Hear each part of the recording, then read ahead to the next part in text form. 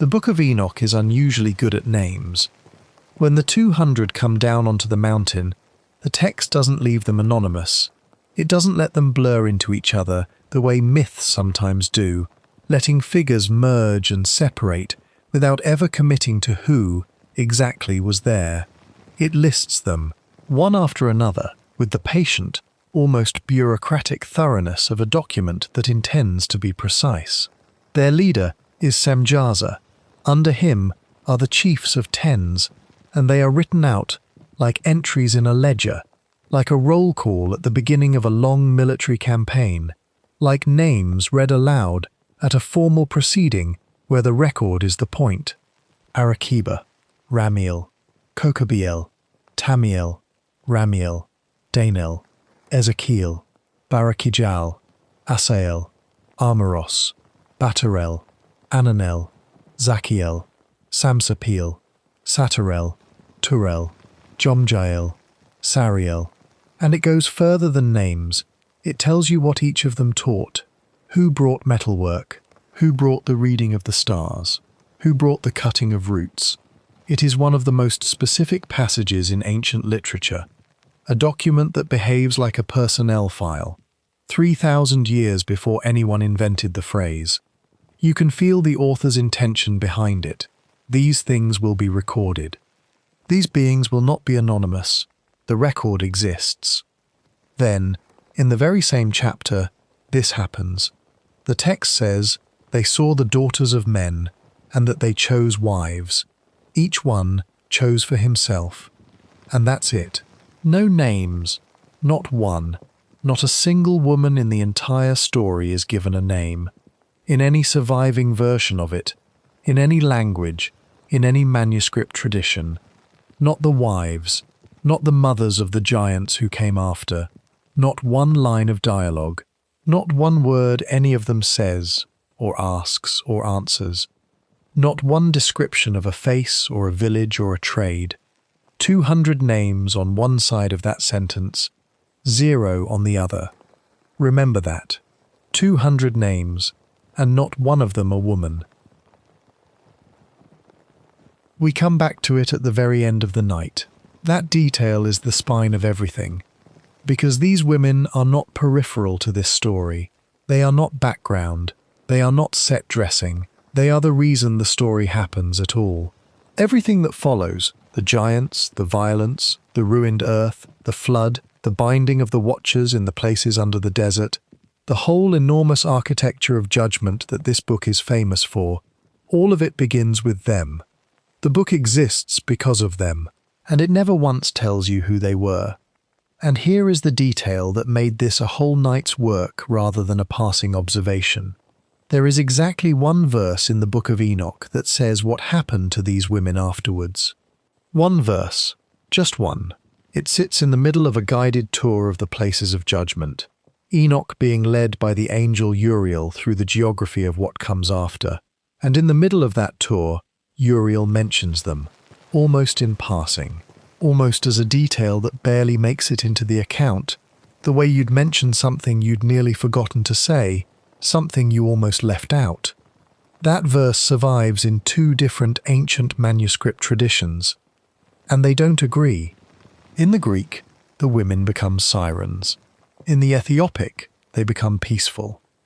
The only sentence in the entire tradition that tells us their fate is the one sentence the manuscripts contradict each other about. So that's tonight. What actually happened to the Watchers' wives? What were they taught?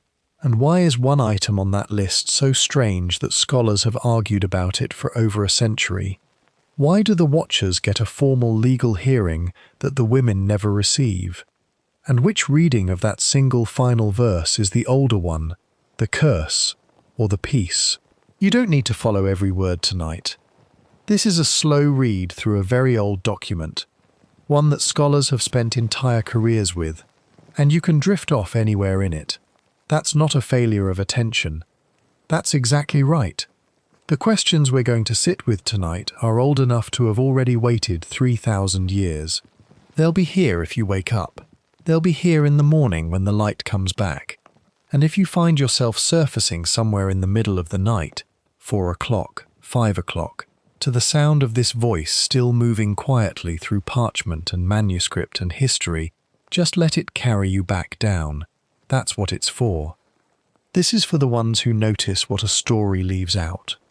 For the people who read something and find themselves thinking not about what was said, but about the person it doesn't mention. The unnamed presence at the edge of a frame. The figure without a line of dialogue. The human being a record kept certain facts about, but not the name. For anyone who has ever read something very old and been stopped by a gap that the original author didn't seem to notice at all, or noticed and chose not to fill, you're in the right place. Before we go any further, where in the world are you tonight? What hour is it where you are? Are you somewhere cold, somewhere dark, somewhere between two time zones and not entirely certain what to call this particular stretch of the night? Leave it in the comments below. I read them in the mornings. Someone is already there, 1,000 years of ocean away, in the middle of their own night, asking the same question, and leaving it behind them the way you might leave a stone at a crossroads, to say, I was here, I passed through here, the night carried me. If tonight feels like something worth returning to, you can gently press the like button and leave the channel somewhere you can find it again. Completely optional. Being here is already enough. To understand what makes that silence so particular, to understand why the gap in the record feels as large as it does, you first have to understand what kind of document creates it. The Book of Enoch is not a text most people encounter in a church or a synagogue. It isn't part of the Hebrew Bible. It isn't part of the New Testament. It doesn't appear in the Protestant or Catholic canons of Scripture. It sits in a category that scholars call the Pseudepigrapha, a collection of Jewish texts written roughly between 300 BCE and 100 CE, attributed to ancient and revered figures as a way of lending them theological authority. The name Enoch appears in Genesis, briefly, as a descendant of Adam who lived for 365 years. And then, in one of the strangest phrases in the entire Hebrew Bible, the text says simply that Enoch walked with God and was not, for God took him. No death, no burial, no funeral. No record of what happened after, just an absence. An inexplicable disappearance into something the text doesn't name. That gap became an invitation. Over the centuries that followed, traditions built up around Enoch, what he had seen, where he had gone, what he knew that other human beings didn't. The result, compiled and preserved across several manuscripts in several languages, is what we call the Book of Enoch, or in scholarly notation, 1 Enoch. To distinguish it from two later texts that carry the same name but belong to different traditions. The version we're working with tonight survived almost entirely because of the Ethiopian Orthodox Church. When most of the ancient world stopped copying this text, when it fell out of favor in the majority of Jewish and Christian communities, when it was excluded from the canonical collections that became the Bibles people read in churches, the Ethiopian tradition kept it, not as a marginal curiosity, not as a text preserved out of antiquarian habit, but as scripture, active, living scripture. The Book of Enoch sits in the Ethiopian Orthodox biblical canon today and is read aloud in churches, studied in theological seminaries, copied and preserved and commented upon. It has been part of that tradition for well over 1,000 years. When European scholars first encountered a complete manuscript of the Book of Enoch in the 18th century, when the Scottish explorer James Bruce brought 3 copies home from Gondar in 1773, the Western Academy had access only to fragments, brief quotations preserved in other ancient texts that cited Enoch in passing. The full document was almost entirely unknown. Bruce's copies opened a text that the European scholarly world had been aware of in outline, but had never been able to read fully. The Ge'ez manuscript tradition, Ge'ez being the ancient Semitic language still used in Ethiopian Orthodox liturgy today, related to modern Amharic and Tigrinya, but distinct from both, became one of the two primary textual witnesses to this document. The other arrived through a discovery that no one, in 1773, could have imagined. In 1947, in the Judean desert, a Bedouin shepherd named Muhammad Ed Deeb was looking for a lost goat near a site on the northwest shore of the Dead Sea called Qumran. He threw a stone into a cave to see if the animal had taken shelter there. He heard pottery break. What he found inside that cave, and what subsequent archaeological excavations uncovered over the following decade from multiple caves in the same area, were the Dead Sea Scrolls. Hundreds of manuscripts, some nearly 2,000 years old, preserved by the dry desert air in sealed clay jars, fragments of texts known from the Bible, and fragments of texts that scholars hadn't seen before. Among them, Aramaic fragments of what was almost immediately recognized as an early stratum of the Book of Enoch. Those fragments are now held at the Israel Antiquities Authority in Jerusalem, and they have been studied intensively by scholars for decades. The Aramaic text is fragmentary. The scrolls were damaged by time, and much is missing. But they confirm something important. This was not a marginal text. The Book of Enoch was being read, copied, and preserved by a serious and dedicated community of readers at Qumran, in a language and a form that suggests an early, carefully maintained textual tradition. It was in at least two languages, Aramaic and whatever the Ethiopic tradition was translating from, in at least two different communities on opposite ends of the ancient world.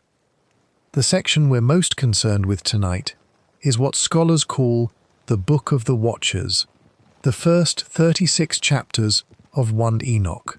This is generally considered the oldest layer of the text, likely taking shape in the 3rd century BCE, possibly earlier.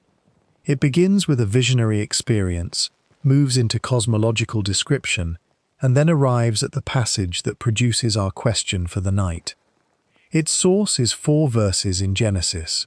4 verses. That is everything the original gives you. The sons of God saw the daughters of men.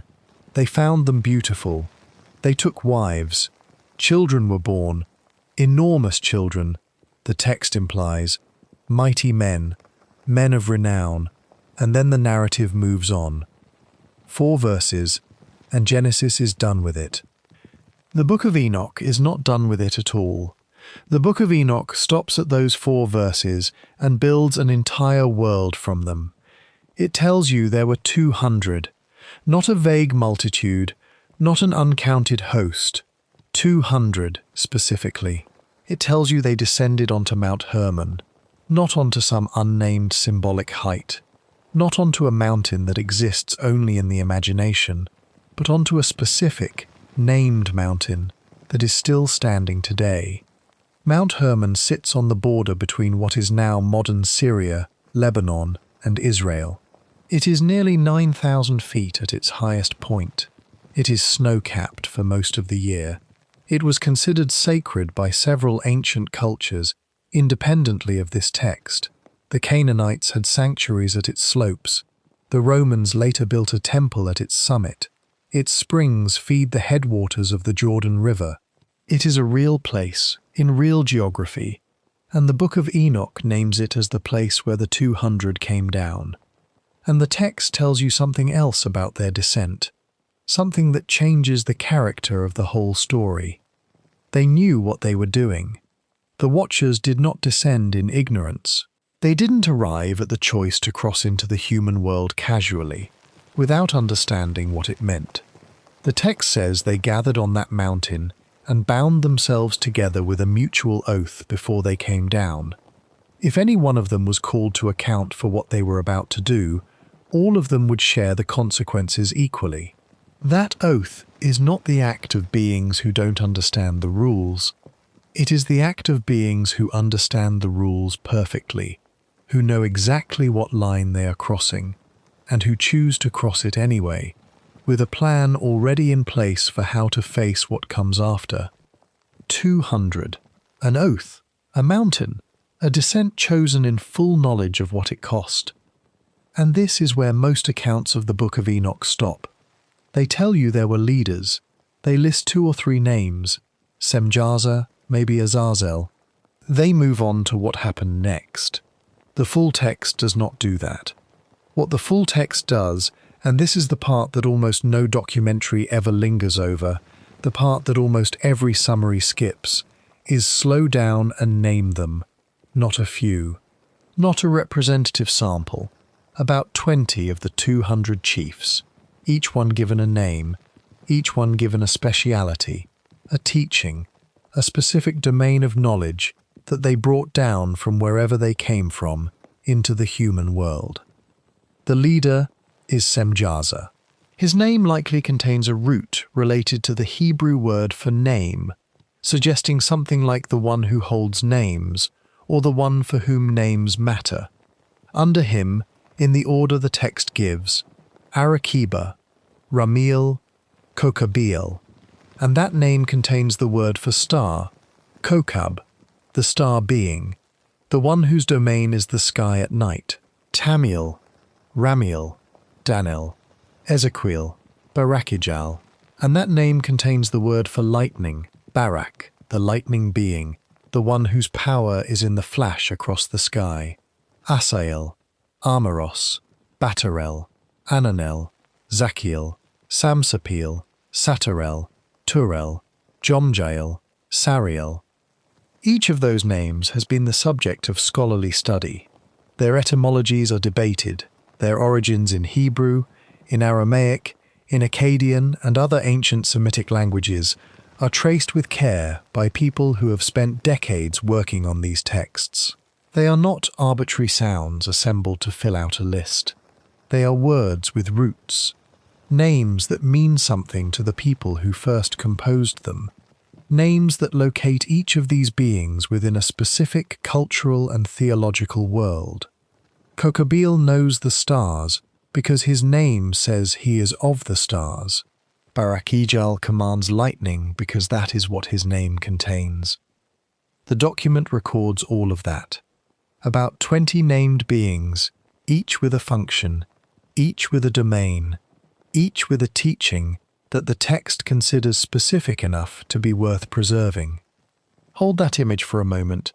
The Book of Enoch names approximately 20 of the 200 watchers individually, their names listed one after another, their specialities assigned, and across all of this careful, deliberate record-keeping, it names 0 women, not in the Ethiopic manuscripts, not in the Aramaic fragments from Qumran, not in the Greek manuscript discovered in Egypt in the late 19th century, not in any version of this tradition, in any language that scholars have access to today. A text this meticulous about names, this specific about curriculum, this committed to the idea that what happened on that mountain matters enough to record in detail, and the people whose choices set everything in motion, the people the whole story is structurally about, are described in a single generic phrase: the daughters of men. What can we actually know about who these women were from what the text does tell us? Something, not much. The phrase daughters of men in the original Hebrew and Aramaic is a deliberate rhetorical counterpart to sons of God, a parallelism, mortal against divine, earth against heaven. The daughters of men are human women. They belong to the families already living on the earth, the families descended from Adam in the story's own timeline. The text assigns them no tribe, no region, no social class, no religious practice, no language, no custom. The phrase is as wide as it can be, while still being specific. Human women, as a category, all of them. What the text gives us, indirectly, is a world, the world before the flood, in the tradition's own terms, which means a world organized around the domestic life of the ancient Levant, a world the text's first readers would have recognized as something like the world their ancestors described. Villages at the base of hills, agricultural work by season, Grain and olive oil and the keeping of animals, the slow labor of weaving and grinding and tending fire, children born and raised in the same landscape their parents knew. The world that the earliest strata of Genesis describe in its spare fundamental terms, work, food, shelter, family, the changing of seasons, the long curve of generations. Into that world, onto the specific mountain at its northern edge, onto Hermon with its snow and its springs and its height, 200 beings descending.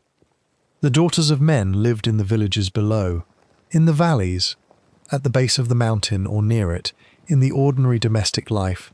The text is constructed entirely around and never describes. And this, the entire textual account of their experience of what happened, is that they were seen and chosen. So they have no names. But the text does tell us one thing about them, in surprising detail, what they were taught. And the list, when you read it carefully and slowly, is stranger than almost anyone remembers. Start here. The teaching of the Watchers is not one thing. The Book of Enoch distributes the knowledge that came down the mountain across multiple chapters and multiple figures, and if you read quickly, the way most people read ancient texts, looking for the highlights, looking for the famous parts, you can miss how the curriculum is organized. But when you slow down and read the 8th chapter carefully, alongside the 7th, something strange comes into focus. Something that has been sitting in the text for 2,000 years, waiting for someone to stop and look at it. The main passage begins with a name that most readers of the Enoch tradition already know, Azazel. In some editions, some translations, he appears as Asael or Asael.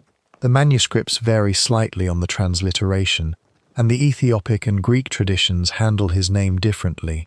But across all the versions, his function is consistent. He is the one who taught humanity the things it was not supposed to have. The text gives his curriculum more detail than any other figure's teaching, and it is worth reading slowly. The making of swords, it says, the craft of the blade, then knives, then shields, then breastplates, the tools of organized, armored violence, not improvised or accidental violence, but systematic, manufactured violence, the kind that requires metallurgy and knowledge of materials, and an understanding of how to produce weapons in number. The text treats this as something brought down from outside the human world, something that was given rather than discovered. The implication, for the tradition's first readers, would have been clear. Organized warfare of this kind was not native to humanity. It was not something the human world arrived at on its own. It was introduced by a being who had no authorization to introduce it. Then the text continues. And here, the list takes a turn that catches readers off guard when they notice it. In the same passage, in the same chapter, in the same list, with the same weight of transgression assigned to each item, appears the following: bracelets, ornaments, antimony, the beautifying of the eyelids, all colouring tinctures, costly stones, eye makeup, jewellery, cosmetics, listed side by side with swords and shields, as though they belong in the same category of forbidden knowledge, as though the decision to paint one's eyelids with antimony stands in exactly the same moral and cosmic relationship to the proper order of things as the decision to forge a weapon. Remember that detail. The eyelids. The antimony, the beautifying of the eyelids, listed beside armory. Of everything on that curriculum, and it is a long and strange list, that is the item that has troubled scholars the most, the item that has generated the most commentary, the most debate, the most attempts at explanation. We come back to it in depth later tonight. Hold it for now. Let it sit in the background of everything else. The other figures add their elements to the curriculum. Semjaza is associated in parts of the tradition with enchantments and the knowledge of root cutting. The other chiefs teach astrology, the reading of signs in the sky, the movements of the stars, the interpretation of clouds, the meaning of events in the weather and the earth. the courses of the moon, the path of the sun. In the ancient world, this was not trivial knowledge. The ability to read the sky and predict events, the coming of seasons, the behavior of weather, the movements of celestial bodies that were understood to correspond to events on Earth, was a specific form of power. It was the domain of specialists, of temple priests, of court astronomers, of the people in any given society who mediated between the human world and the divine order. It was expertise that took lifetimes to develop, and that was guarded carefully. According to the text, the Watchers simply brought it down and gave it away. They distributed it into the human world without authorization, without the divine approval that would have made the knowledge legitimate. Here is something that almost every summary of the Enoch tradition skips over, and that is worth knowing before we go any further. The word used in the Ethiopic for beautifying of the eyelids refers specifically to antimony, coal, the dark pigment used across the ancient Near East and North Africa as eye decoration, as sun protection, and in some traditions as a protective ward. Archaeologists have found coal containers and the pigment itself in burial sites across Egypt, the Levant, and Mesopotamia. The practice of applying it to the eyes goes back thousands of years before the Book of Enoch was written.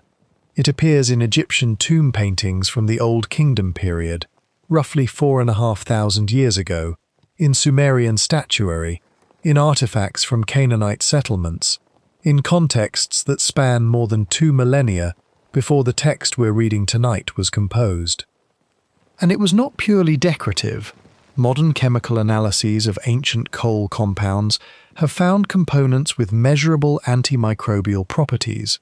Studies of the specific lead-based compounds in Egyptian coal have suggested that in small doses they could have helped prevent bacterial eye infections, infections that, in an era without modern medicine, could progress to blindness. The ancient world had reasons to apply antimony to the eyes that had nothing to do with appearance at all. And yet the Book of Enoch lists it as contraband, as something brought by a transgressor, in the same sentence as swords and breastplates. The combination tells you something very specific about what this text is worried about. Whatever the author or authors believed had gone wrong in the world before the flood, whatever they saw as the fundamental corruption that led to the giants and the violence and the flood, it involved beauty and violence arriving together, in the same package, from the same source. Not one after the other, together. Azazel's curriculum contains both. They are not distinguished in the text's moral accounting. They are the same kind of problem. Now, what does the tradition say the women themselves learned? This appears in the 7th chapter of 1 Enoch, in a verse that comes before the curriculum chapter that precedes the extended discussion of Azazel's teaching, and it is a detail that almost every account of the Watcher's story omits entirely. The women are not passive in the text's account of the learning. They receive a curriculum. Chapter 7 says explicitly that the women were taught charms and enchantments, and the cutting of roots. Charms, enchantments, the cutting of roots. The women's curriculum is distinct from what Azazel brings, and distinct from what the other chiefs teach.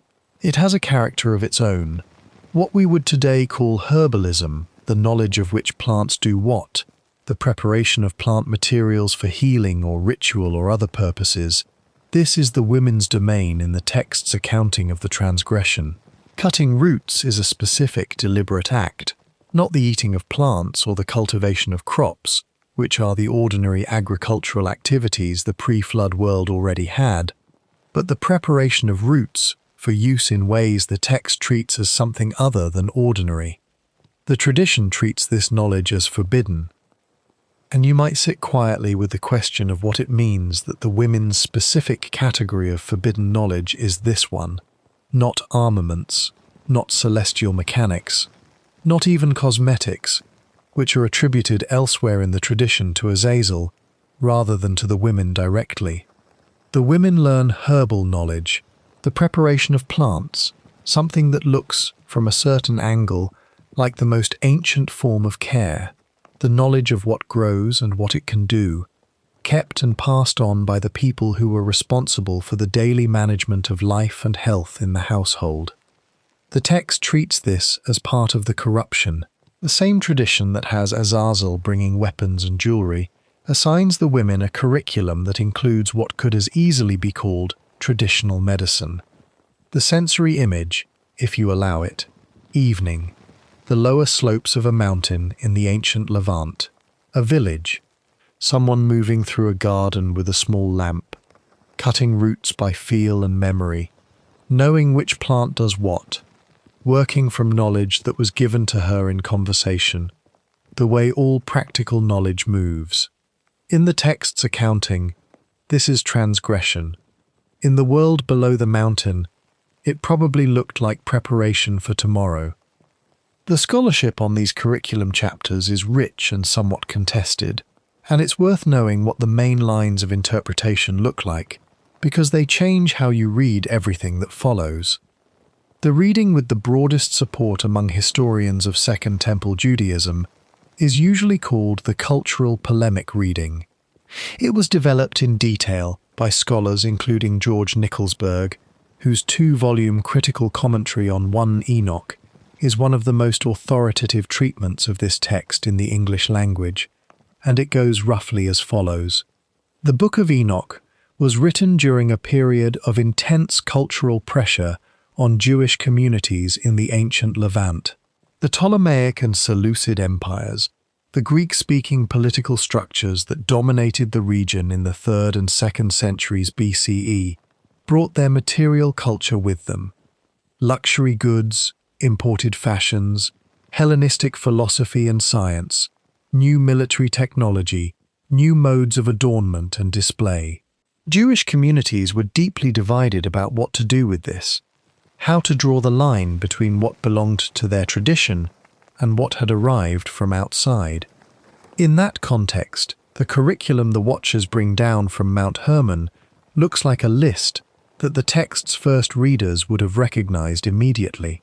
Jewelry and cosmetics, the luxury goods of the court and the market, the visible markers of Hellenistic cultural influence, swords and shields, foreign military technology, the instruments of imperial power, astrology, associated in this period with Babylonian and Hellenistic scholarship, a form of learning that came from outside, root cutting and enchantments, practices that a community trying to maintain its boundaries might label as foreign magic.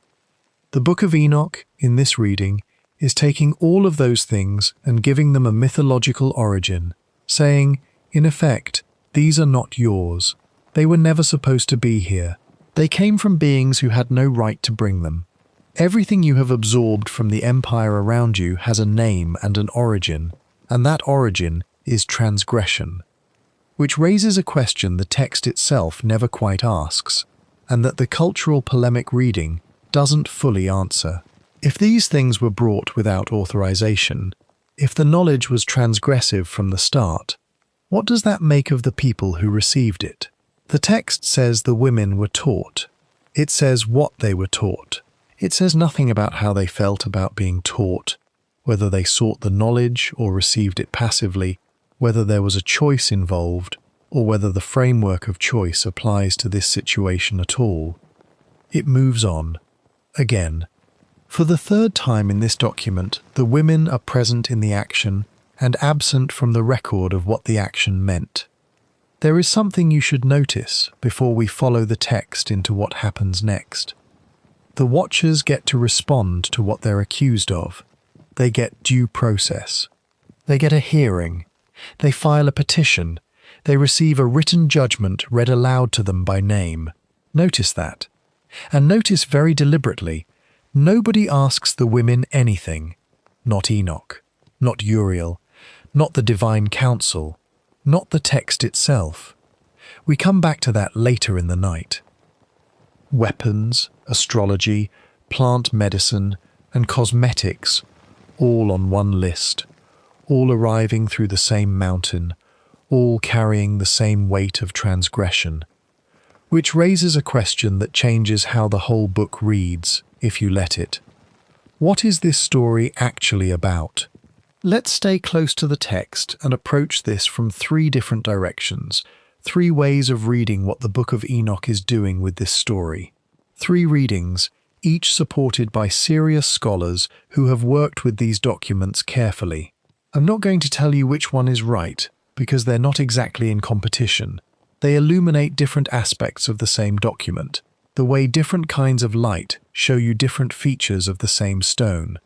The first reading is the one most historians of Second Temple Judaism would offer, and it's grounded in the specific historical moment the text was composed in. The Book of Enoch, or at least the oldest stratum of it, the Book of the Watchers, was almost certainly written during a period when Jewish communities in the ancient Levant were navigating life under Hellenistic imperial culture. The 3rd and 2nd centuries BCE were periods of enormous cultural pressure. Greek language, Greek architecture, Greek philosophy, Greek modes of dress and adornment, Greek military organization, Greek science and astronomy. All of these came with the empires, and Jewish communities responded to them differently. Some communities accommodated, some resisted, and many spent decades in uncomfortable negotiation, trying to maintain distinct identity while living inside a culture that pressed toward assimilation. In that context, the list of what the Watchers bring down from Mount Hermon is not an abstract catalogue of evil. It is a recognizable list: jewelry and cosmetics, the luxury goods of the dominant culture, the things you wore to signal participation in Hellenistic civilization, weapons and military technology, the instruments of the empires themselves. Astrology and celestial reading, associated in this period with Babylonian and Hellenistic intellectual traditions, with the learning of the academy, with the prestige knowledge of the culture around them. What the Book of Enoch is doing, in this reading, is mythologizing the imports. It is saying, these things that came to you from outside your tradition, these things that feel like gifts or like progress, have an origin, and that origin is transgression. They were never authorized, they were never meant for you, they came from beings who crossed a line they knew they were crossing. Everything about the dominant culture that has seeped into your daily life, every piece of jewelry, every astronomical calculation, every military innovation, came from a source that did not have the right to give it. This is not a subtle argument. It is a strong cultural boundary, drawn in mythological language, designed to make the ordinary feel foreign, and the foreign feel cosmic. The women, in this reading, are not the specific target. They are the point of contact, the place where the divine meets the human in the story. But the text's anxiety is not specifically about women. It's about what has been introduced into the human world, and what the human world has accepted. The second reading looks directly at the women, and asks a question the text never quite settles. Are they victims in this story, or participants? The earliest stratum of 1 Enoch is carefully, almost strategically ambiguous on this point. Chapter 6 describes the Watchers seeing the women, finding them beautiful, choosing them, and the grammatical construction is active, with the Watchers as the agents. They see, they find beautiful, they choose, they each choose for himself. The women are the object of the sentence, not its subject. They are seen and selected. But chapter 7, the chapter where the women receive their curriculum, uses passive constructions. The women were taught, things were shown to them, the teaching happens to them, rather than being something they pursue. Now, does that mean the text understands them as passive, as unwilling, as people without agency in what occurred? Not necessarily. Teaching implies a relationship over time. You don't transmit knowledge of charms and enchantments and the cutting of roots in a single moment, in the way you might hand someone an object. Teaching requires proximity, repetition, a learner who engages with the material. The text's decision to list the women's curriculum separately from the general teaching that Azazel gives to humanity suggests that the women had a specific, distinct relationship with the knowledge they received. They didn't just absorb it as part of the general corruption of the human world. They were taught. What that implies about their role is something the scholarship genuinely divides over. Some scholars read the passive constructions as the text's way of indicating that the women were subordinate in the story, that they are essentially resources rather than actors. Others read the specific curriculum assigned to the women as evidence that the text is constructing them as having a particular, active role in the transgression, that the teaching of charms and root cutting to the women is a separate event from Azazel's teaching of the general population, with its own significance. The text doesn't adjudicate. It records the teaching and moves on. What I think is most interesting about this ambiguity is not what it tells you about the women, it tells you almost nothing certain about them, which is precisely the problem. What it tells you is something about the text itself, about what the author was interested in preserving and what they were interested in leaving unresolved. The watchers are given a motive. They see the women and find them beautiful. That is a motive, however inadequate, for what follows. The women are not given a motive. They are given no interiority at all. Whether they were attracted to what was being offered, or afraid of it, or indifferent to it, or unaware that it was transgression, the text has no interest in that question. The women's experience of the events does not appear in the record. Only the fact of their presence, only the outline of what happened to them, without anything that would allow you to understand it from the inside. I want to be clear about something here, and I'll say it directly. This is a textual and historical observation, not a contemporary argument. The point is not to take a side in any modern debate. Ancient texts are not written for modern debates, and reading them as though they are tends to flatten both the text and the argument. What I'm describing is a feature of the manuscript, the pattern of who receives interiority and who doesn't, whose experience is recorded and whose is not. That is a real textual feature, observable in every language the text exists in. Noticing it is part of reading carefully. The third reading requires looking beyond 1 Enoch itself, into the tradition that grew up around it, the texts that quoted it, paraphrased it, built upon it, and in doing so changed it. Because something specific and traceable happens to the women's story over time, something that is not in the earliest stratum and that arrives progressively in later texts. The earliest layer, the material most scholars date to the 3rd century BCE, gives the women no spoken role in the transgression. They are chosen, taught, and bear children. No text from this period assigns them agency in any active sense, in any way that the narrative highlights. But move forward in time. The 2nd century BCE, the 1st century of the Common Era, the centuries that follow. Later texts that engage with the Watcher's tradition begin to treat the women differently. The Testament of Reuben, likely a 2nd century BCE text, part of a collection called The Testaments of the 12 Patriarchs, advises the reader to beware of women, citing the Watcher's story as a warning about female seductiveness. In this reading, the women are not passive recipients of what happened, they are the agents of the Watcher's downfall, using their appearance to draw the divine beings down from where they should have stayed. This is not in 1 Enoch. This is an interpretation applied to the story, a lens through which a later text reads an earlier one. But once it is in the tradition, it stays. It is quoted. It is cited. It becomes part of how the story is understood. Consider what the Testament of Reuben is doing structurally. It is a wisdom document, framed as the dying speech of the patriarch Reuben to his sons. The framing is an old and respected literary form. The farewell address, the patriarch's final counsel, the words you trust because they come from someone at the edge of death with no reason to deceive you. It carries authority by its genre.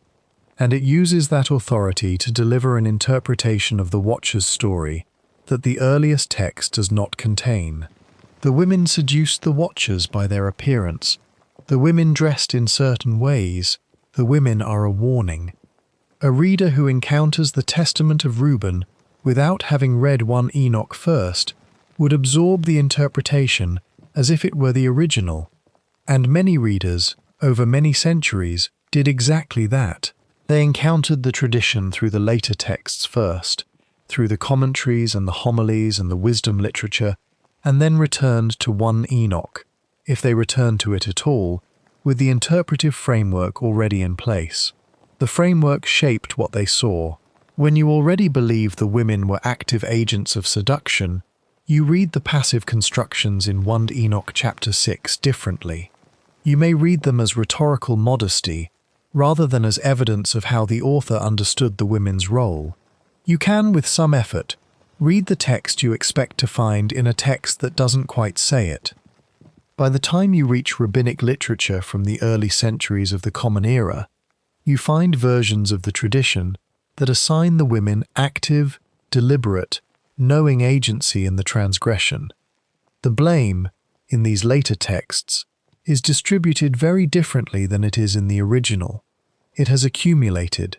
It has arrived over time, in layers, each layer quoting or responding to the one before it, until the story that began with a passive construction, they were seen, they were chosen, has become a story where the women were the movers. The interesting historical fact is not that this happened. Traditions are reinterpreted. That is what traditions do. The interesting fact is that you can watch it happen. You can read the original and then read the 2nd century text, and then read the 1st century commentary, and trace exactly when and how the story changes, exactly when the blame arrives, exactly what text introduced it, exactly what reading it was responding to. The trajectory is visible, the record, for once, preserved enough to let you see the shape of the change. Most traditions don't give you this.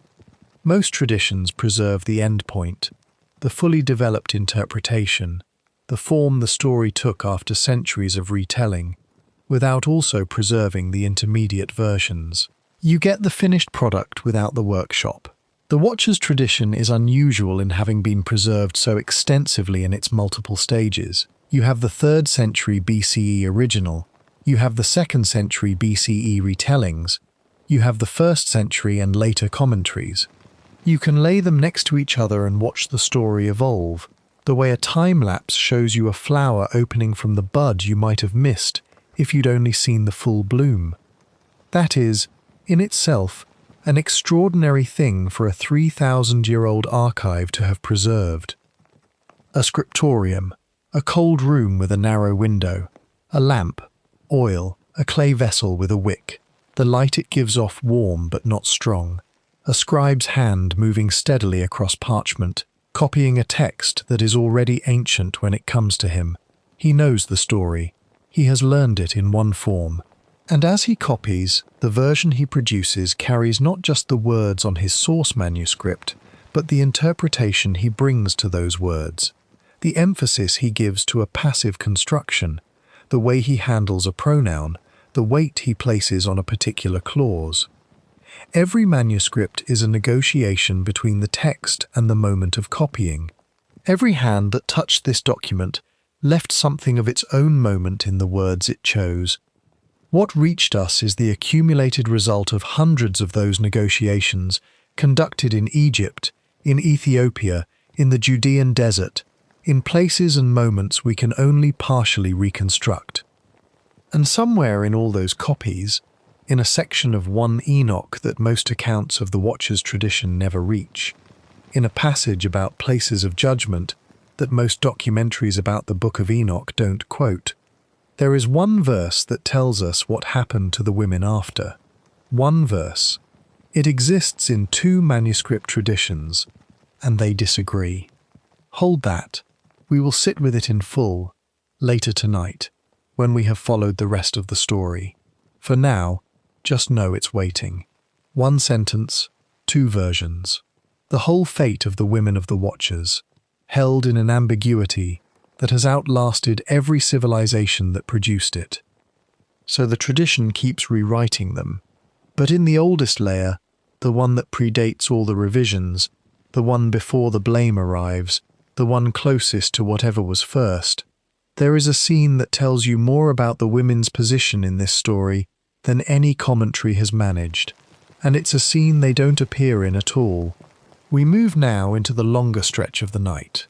4 waves through the story, each one bringing you a little further into the question the text is actually carrying beneath everything else. Take your time with each of them. You don't need to track every detail. Let the shapes come to you, the way shapes come when you're half asleep and the world has gone quiet. If you're drifting, if your eyes are closed and the room is dark and this voice is becoming background, that's right. You're exactly where you should be. The Book of Enoch doesn't pause over the births. It tells you they happened. It tells you the women became pregnant and that children were born.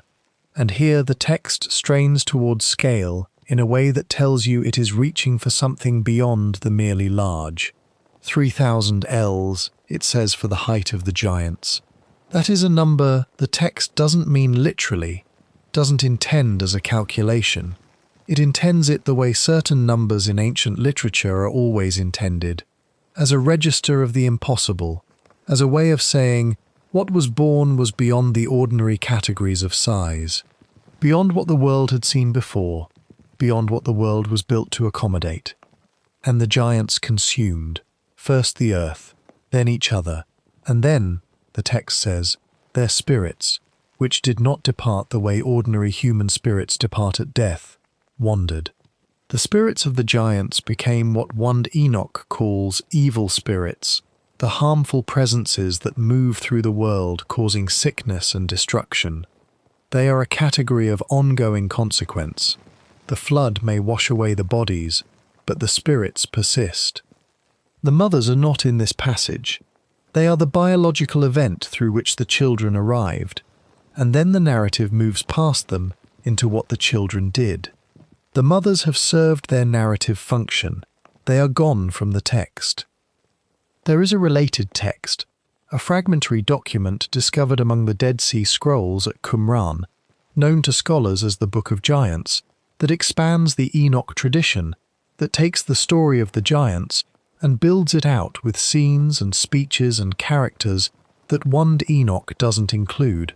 In the Book of Giants, the giants have names: Ohia, Hahia, Mahaway.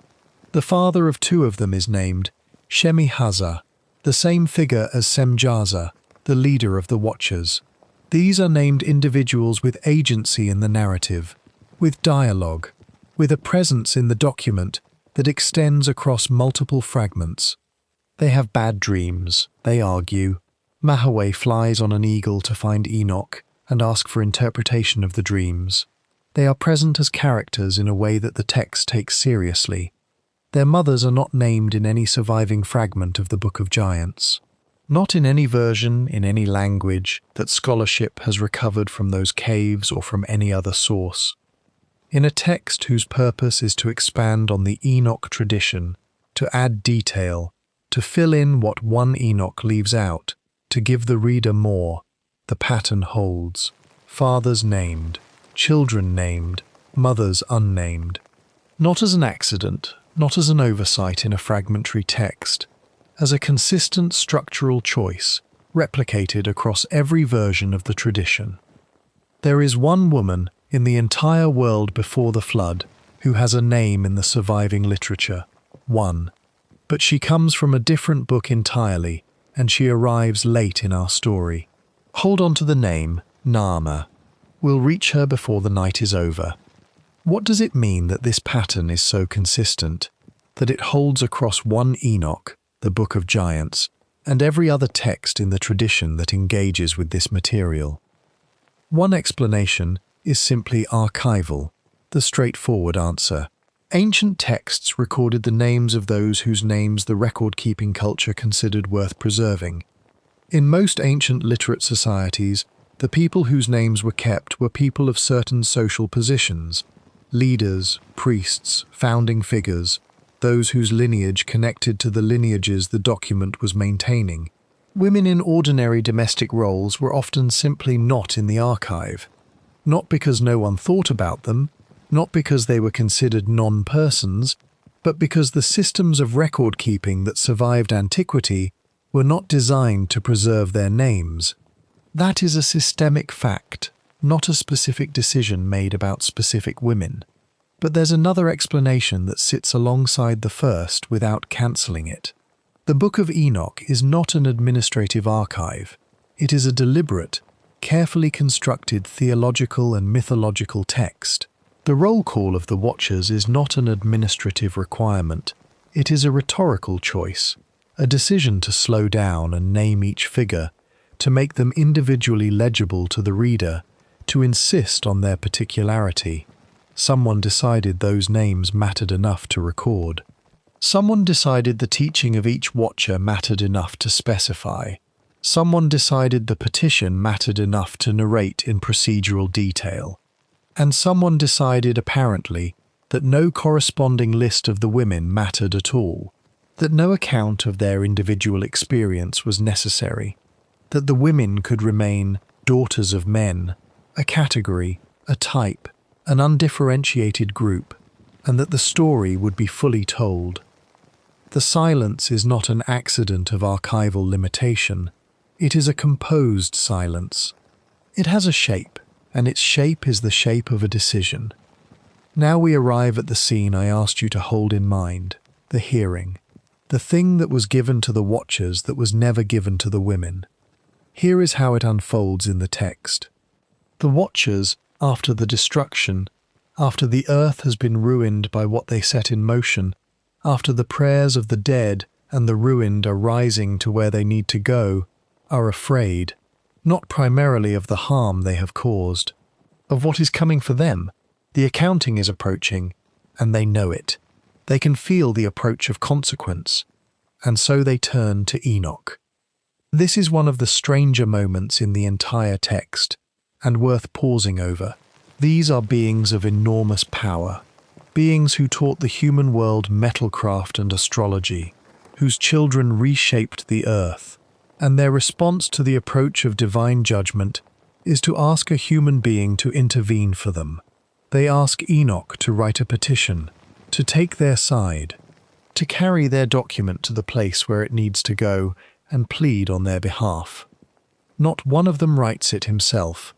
They ask the scribe, the one who writes things down for a living, the one whose function, in the story's economy, is to be the channel through which words move between the human world and the divine. Enoch writes the petition. Then he is carried, in a vision, in a journey through layers of sky that the text describes in specific spatial terms, to the place where the petition must be received.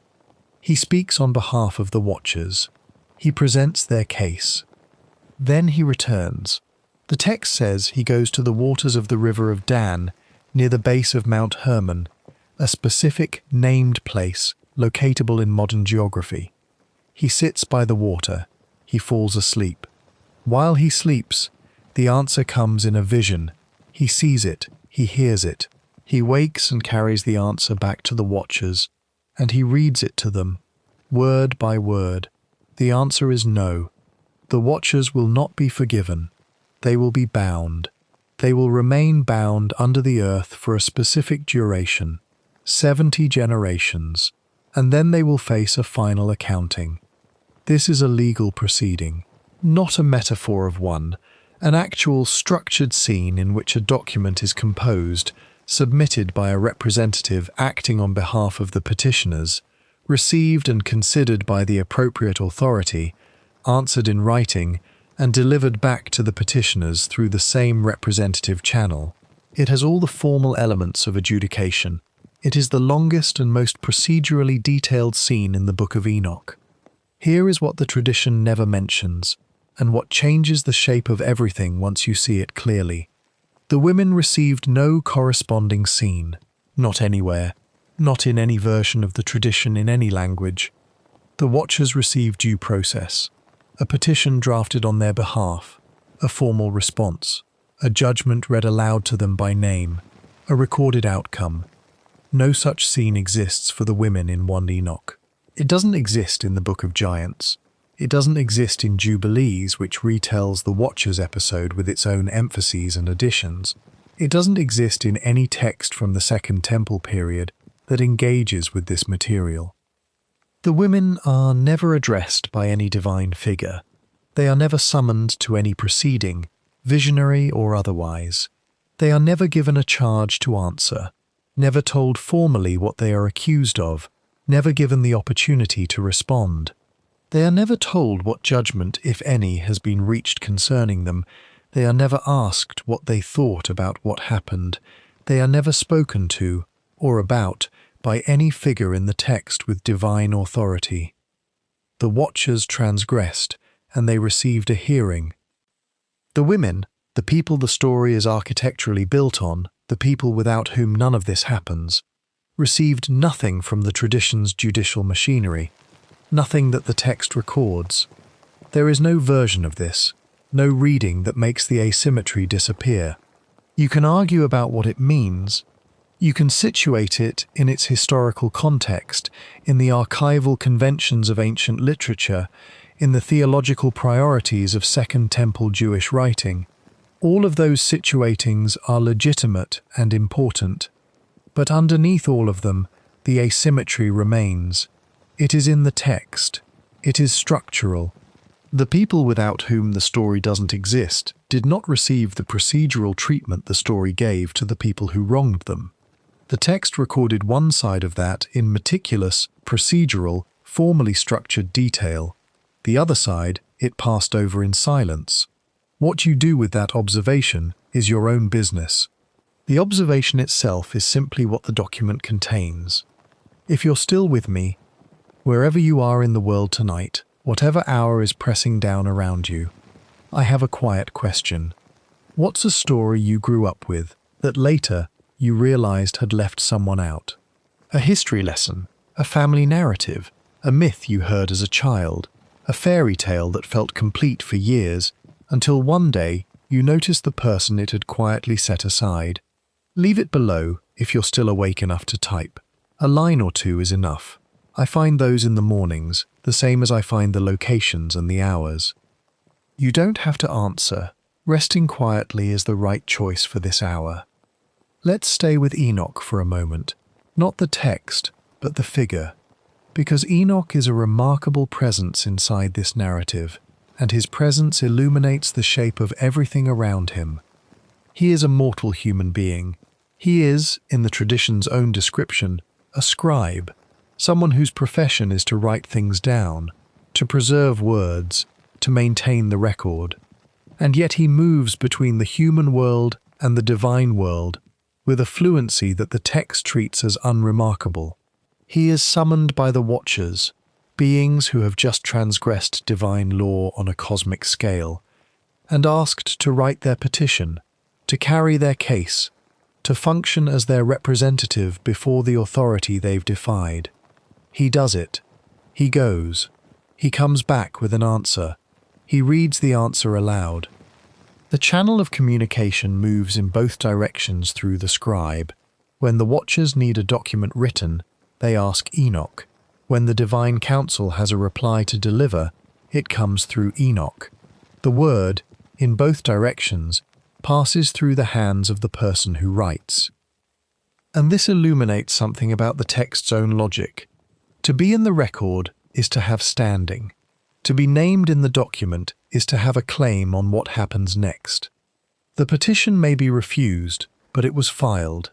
It exists in the archive. The Watchers' names are written, their teaching is written, their petition is written, their judgment is written. They are in the record at every stage. The women are not in the record in the same way. They are there. The text could not proceed without them.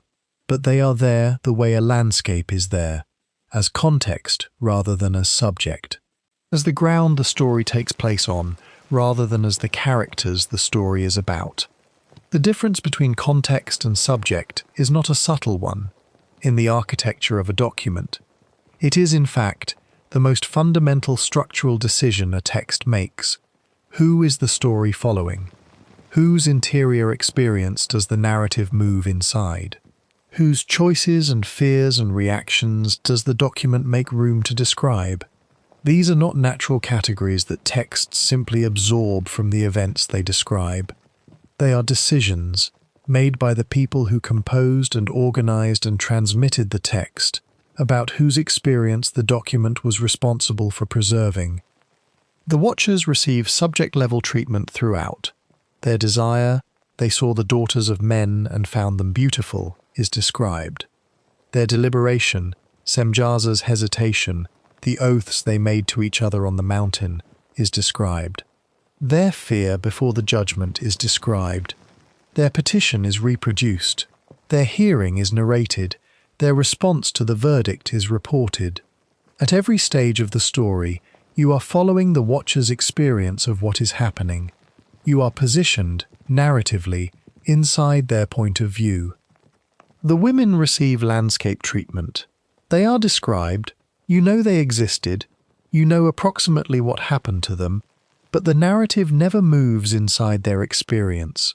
You never know what the first woman thought when she first saw the Watchers coming down from the mountain. You never know whether anyone warned them, or whether the arrival was sudden, or whether it unfolded slowly over days and weeks. You never know whether they understood what was transgressive about what they were being taught, or whether the teaching felt like any other kind of learning, practical, useful, valuable. You never know whether they feared the giants who were their children, or whether they loved them. You never know what they experienced when the flood came and the world was ending. The text positions you to know all of this about the Watchers, and almost none of it about the women. That positioning is not a reflection of what history preserved. History, in any case, didn't preserve any of this directly. These are composed literary characters in a religious mythological text. Their interior experiences are described or not described because an author chose to describe them or not to describe them. The Watcher's inner life is in the document because someone decided it should be there. The women's inner life is absent from the document because someone decided it didn't need to be there. You can sit with that for a moment. It doesn't need to be argued about. It is simply a description of what the document contains and what it doesn't. We come back now to the detail I asked you to hold early in the night. The eyelids, the antimony, the beautifying of the eyelids, listed alongside armory as forbidden knowledge on the same list. The reason this detail has troubled scholars for more than a century is worth understanding clearly, because it reveals something about the text's anxieties that purely narrative summaries tend to miss. Begin with what antimony actually was in the ancient world. Coal, which is the most common ancient form of eye paint, though various minerals were used across different cultures, was a dark powder ground from antimony, lead sulfide, malachite, or related materials, and applied to the eyes with a small stick. The practice was widespread. Paintings, sculptures, and material artifacts show eye paint in use across Egypt, Mesopotamia, the Levant, and into the wider ancient Mediterranean world, across thousands of years. It appears in the tomb goods of Egyptian queens and in the grave goods of ordinary women in Canaanite settlements. It was not a luxury practice exclusive to the wealthy, though expensive versions existed. It was ordinary. And as I mentioned earlier, it was not purely cosmetic. Chemical analysis of ancient coal compositions has found lead compounds that, in the small quantities applied to the eye, appear to have had antimicrobial properties. This is not a modern reading back of science into ancient practice. It is the result of studying the actual chemical composition of recovered ancient coal and assessing what those compounds do. The ancient world was using these materials partly because they worked in practical terms, not only because they looked a certain way. So why does the Book of Enoch list the beautifying of the eyelids as cosmic transgression?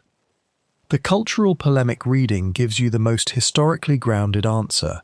In the period when this text was composed, elaborate eye paint and jewelry were associated, in the imaginations of the text's authors, with the luxury culture of the dominant Hellenistic empire, with the court, with the market, with the visible, public display of assimilation into a culture that the text's community was trying to maintain its distance from.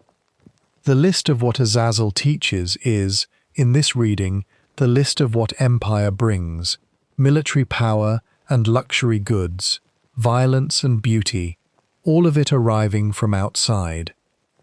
But there is a second layer to the eyelids question that is harder to reduce to political commentary. When you list making a sword and applying antimony to eyelids in the same sentence as transgressions of the same order, you are making a claim about what kinds of things change the world. Weapons change the world through force, through the application of physical power to physical bodies. What does cosmetics change? What is the weapon in eye paint? In the ancient world's symbolic grammar, the answer is not metaphorical. Appearance was understood as a form of agency. The ability to look different, more striking, more beautiful, more commanding of attention, was understood in many ancient cultures as a practical power, not merely a social one. To control how one appears is to influence how others respond, to redirect attention, to shape desire, to change behavior without force. This is a form of power, distinct from physical power but real. And in the symbolic economy the Book of Enoch is constructing, where the women were seen by the watchers, and the watchers were drawn by what they saw, appearance is the first cause. It is what sets the chain of events in motion. To bring the knowledge of how to make appearance more powerful, more compelling, more difficult to look away from, is to bring something that participates in the same logic as the sword. It changes what people do. That is what the text is worried about. Not cosmetics as vanity. Cosmetics as agency. As a kind of power that was, in the text's accounting, introduced into the human world without authorization, by a being who had no right to introduce it, alongside and in the same category as the power to kill. A coal jar. Small, smaller than you might expect, roughly the size of a walnut, sealed with a stopper. There are objects like this in the collections of the British Museum, the Metropolitan Museum of Art, the Egyptian Museum in Cairo. Some are plain stone, functional without decoration. Some are elaborately carved, made from alabaster or faience, shaped like the cartouches of queens. Some of them still contain the dark pigment inside, sealed for 4,000 years, preserved by the dry air of a burial chamber, never used after the day they were placed beside the person who owned them. Someone prepared that pigment, someone mixed it and sealed it and carried it through their days. The object survived. The face that wore it did not leave us a name. The narrative of the Book of Enoch reaches, eventually, its conclusion for this age of the world. The prayers of the ruined earth reach the divine council. Specific prayers, the text implies, specific voices rising from specific grief, not an abstract collective noise, but the actual cries of actual people whose lives were destroyed by what the giants did. The loyal angels are sent to report on what has happened below. Uriel reports the Watcher's transgression. Raphael reports the corruption of the earth and the suffering of humanity. Gabriel reports the violence of the giant spirits and the chaos of what was born from the transgression on the mountain. And then the response, the flood is decreed. The text takes care with the announcement of the flood. It is not delivered the way a catastrophe simply arrives. The way a storm you didn't know was coming announces itself through the first drops of rain before the sky opens. The decree in 1 Enoch is procedural, deliberate. The divine council reviews the reports. The evidence is weighed. The sentence is determined. The flood is not an act of impulsive destruction. It is the conclusion of a judicial process that the text has been building toward since the moment the Watchers descended. The structure is important. The transgression was formal, the judgment is formal, the punishment is formal. Everything follows its proper order, even at the end of the world. The Watchers will be bound under the earth, under specific mountains, in specific valleys, each one assigned a place of confinement that the text names. 70 generations, sealed, then a final accounting. The giants will destroy each other first, their violence turned inward. The flood will do the rest. The earth will be cleansed of what has corrupted it. 70 generations. Take a moment with that number. Scholars have calculated various interpretations of what a generation means in this context, whether the author had in mind a specific number of years, or whether the number 70 is symbolic, the traditional Hebrew number of completeness, of fullness, of a period so long it exceeds ordinary reckoning. Either way, the sentence of the Watchers is not temporary. It is not a brief correction that will be quickly reversed. The text is describing a confinement so long that it encompasses the entire subsequent human history between the flood and the final judgment.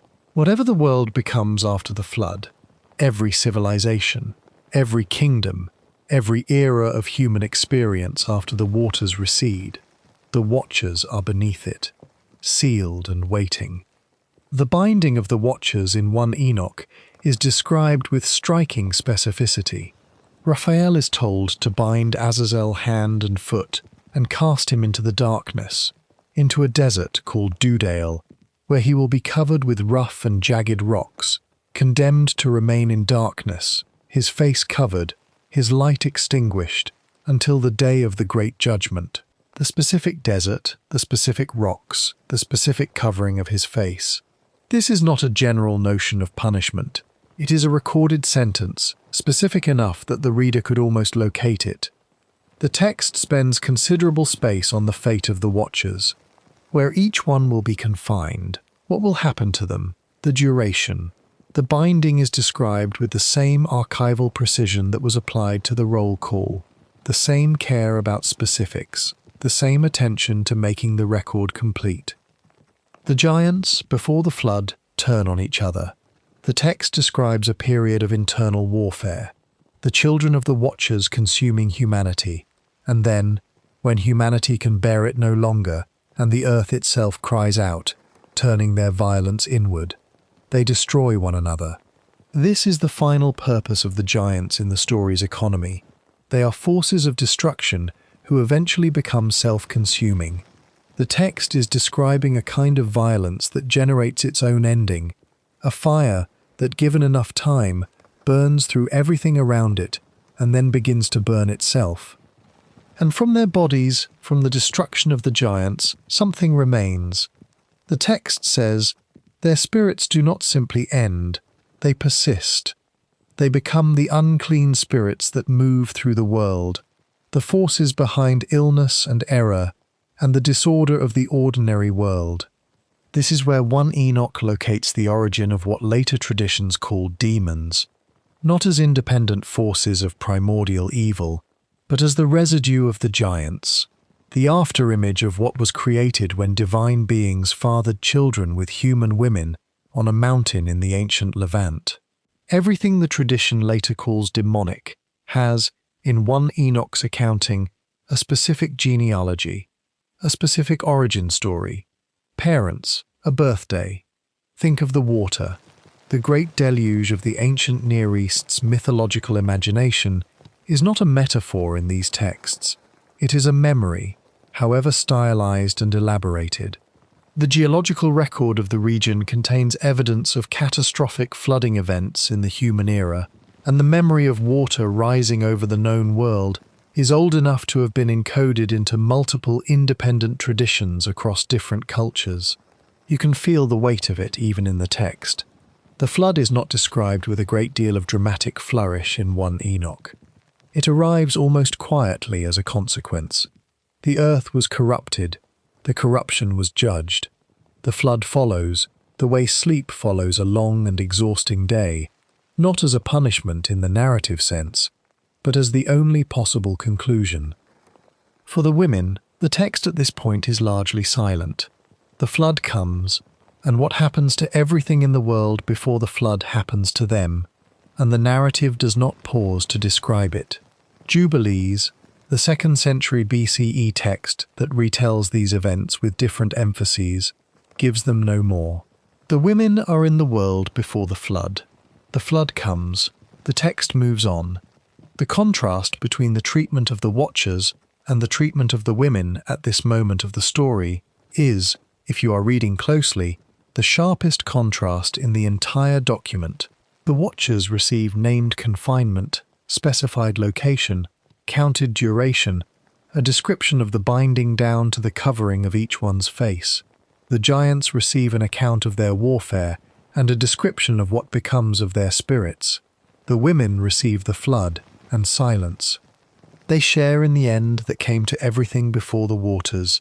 They are inside it, they are subject to it, but the text does not pause to describe what it was like for them, or where they were, or whether any of them stood on high ground and watched the water rising and understood what it meant. The text's silence at this moment is not the silence of a gap in the record. It is the silence of an author who did not consider the women's experience of the flood to be something the document needed to preserve. That is a choice. Every silence in an archive is a choice, made by someone, at some moment, in some room, with a specific idea of what this document was for and what would fall outside its scope. The women's experience of the end of their world was outside the scope. And yet, somewhere in the chapters that follow, in a section of 1 Enoch, where Enoch is taken on a guided tour of the places of judgment, the women appear one final time, in one sentence, in a passage most readers of the Watcher's tradition never reach, in a tour of the afterlife that most accounts of the Book of Enoch don't quote.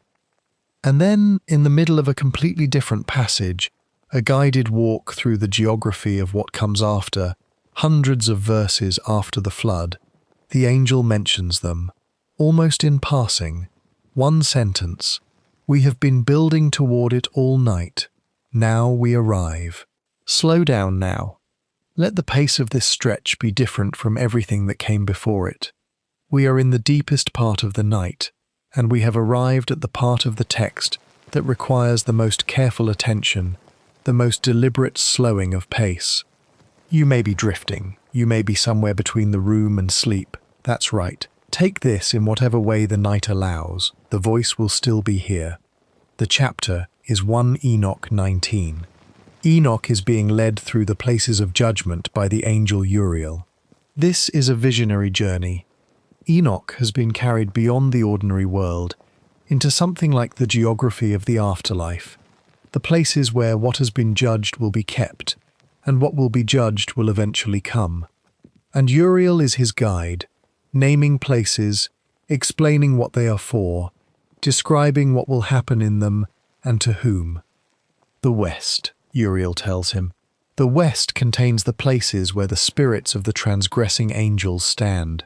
The spirits who fell will stand there, in the mountains and the valleys, in the rough places, until the day of the final reckoning.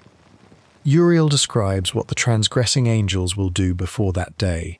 They will move among the living, leading humanity into error, into idolatry, into offering to spirits rather than to what ought to be worshipped. They will be the unseen influence behind the corruptions of the world, until the great judgment arrives and they are finished. This is expected content for this section. The fate of the Watchers elaborated one more time, confirmed, given weight by the setting and the angelic authority of the narrator. Nothing surprising.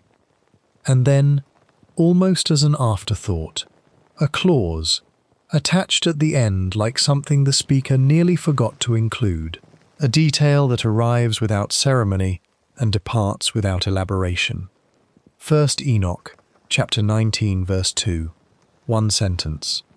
The most studied, most contested, most unresolved single verse in the entire Enoch tradition.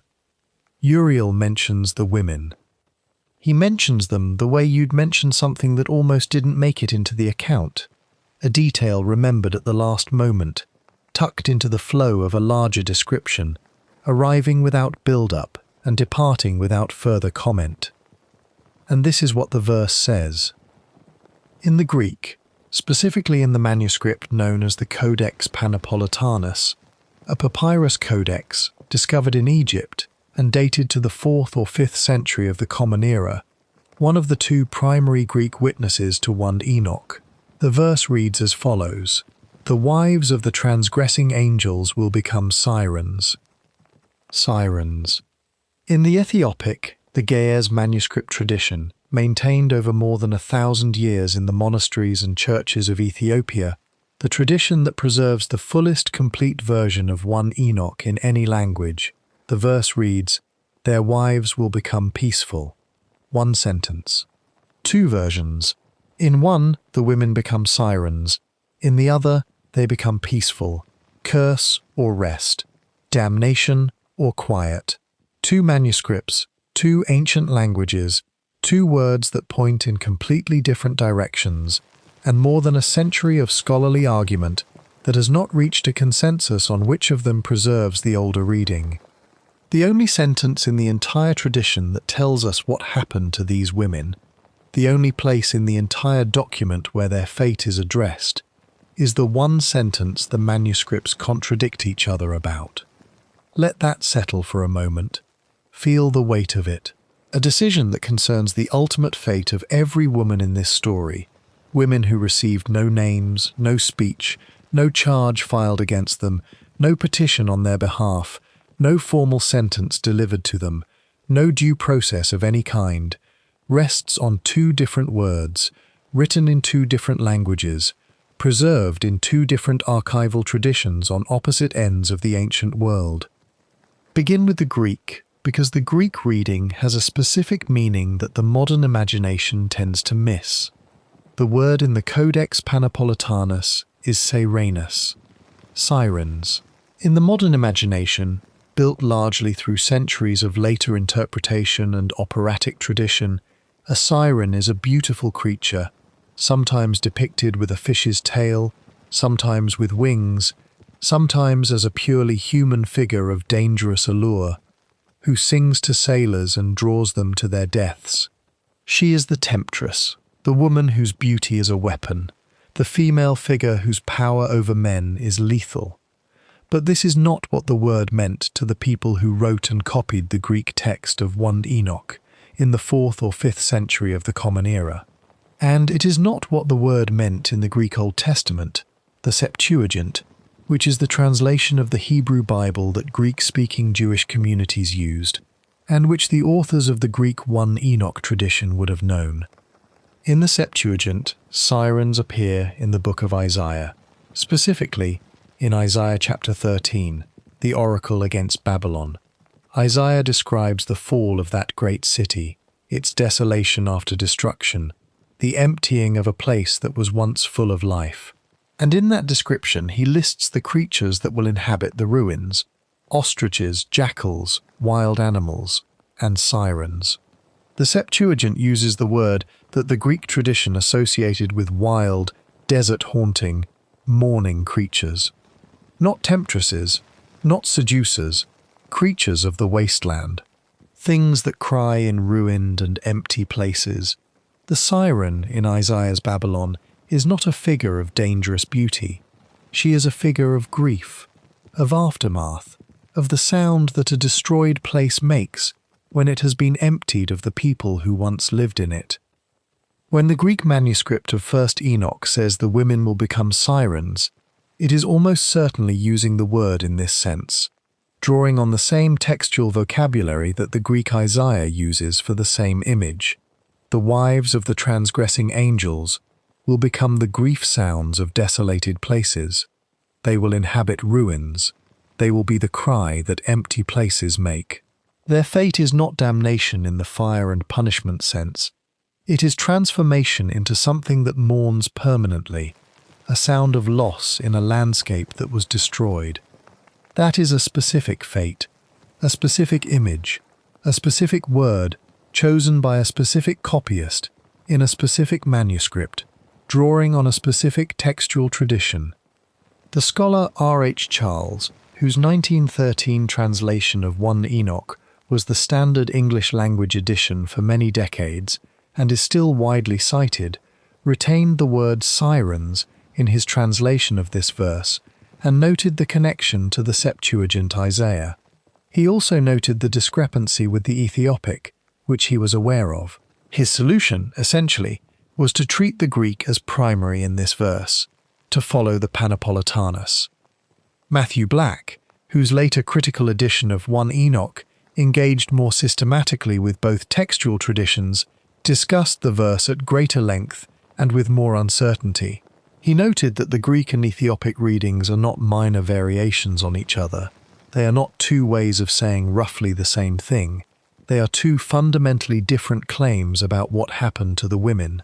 Sirens, even in the pre-modern sense of grief creatures in ruins, is a consequence, a transformation into something wild and mourning.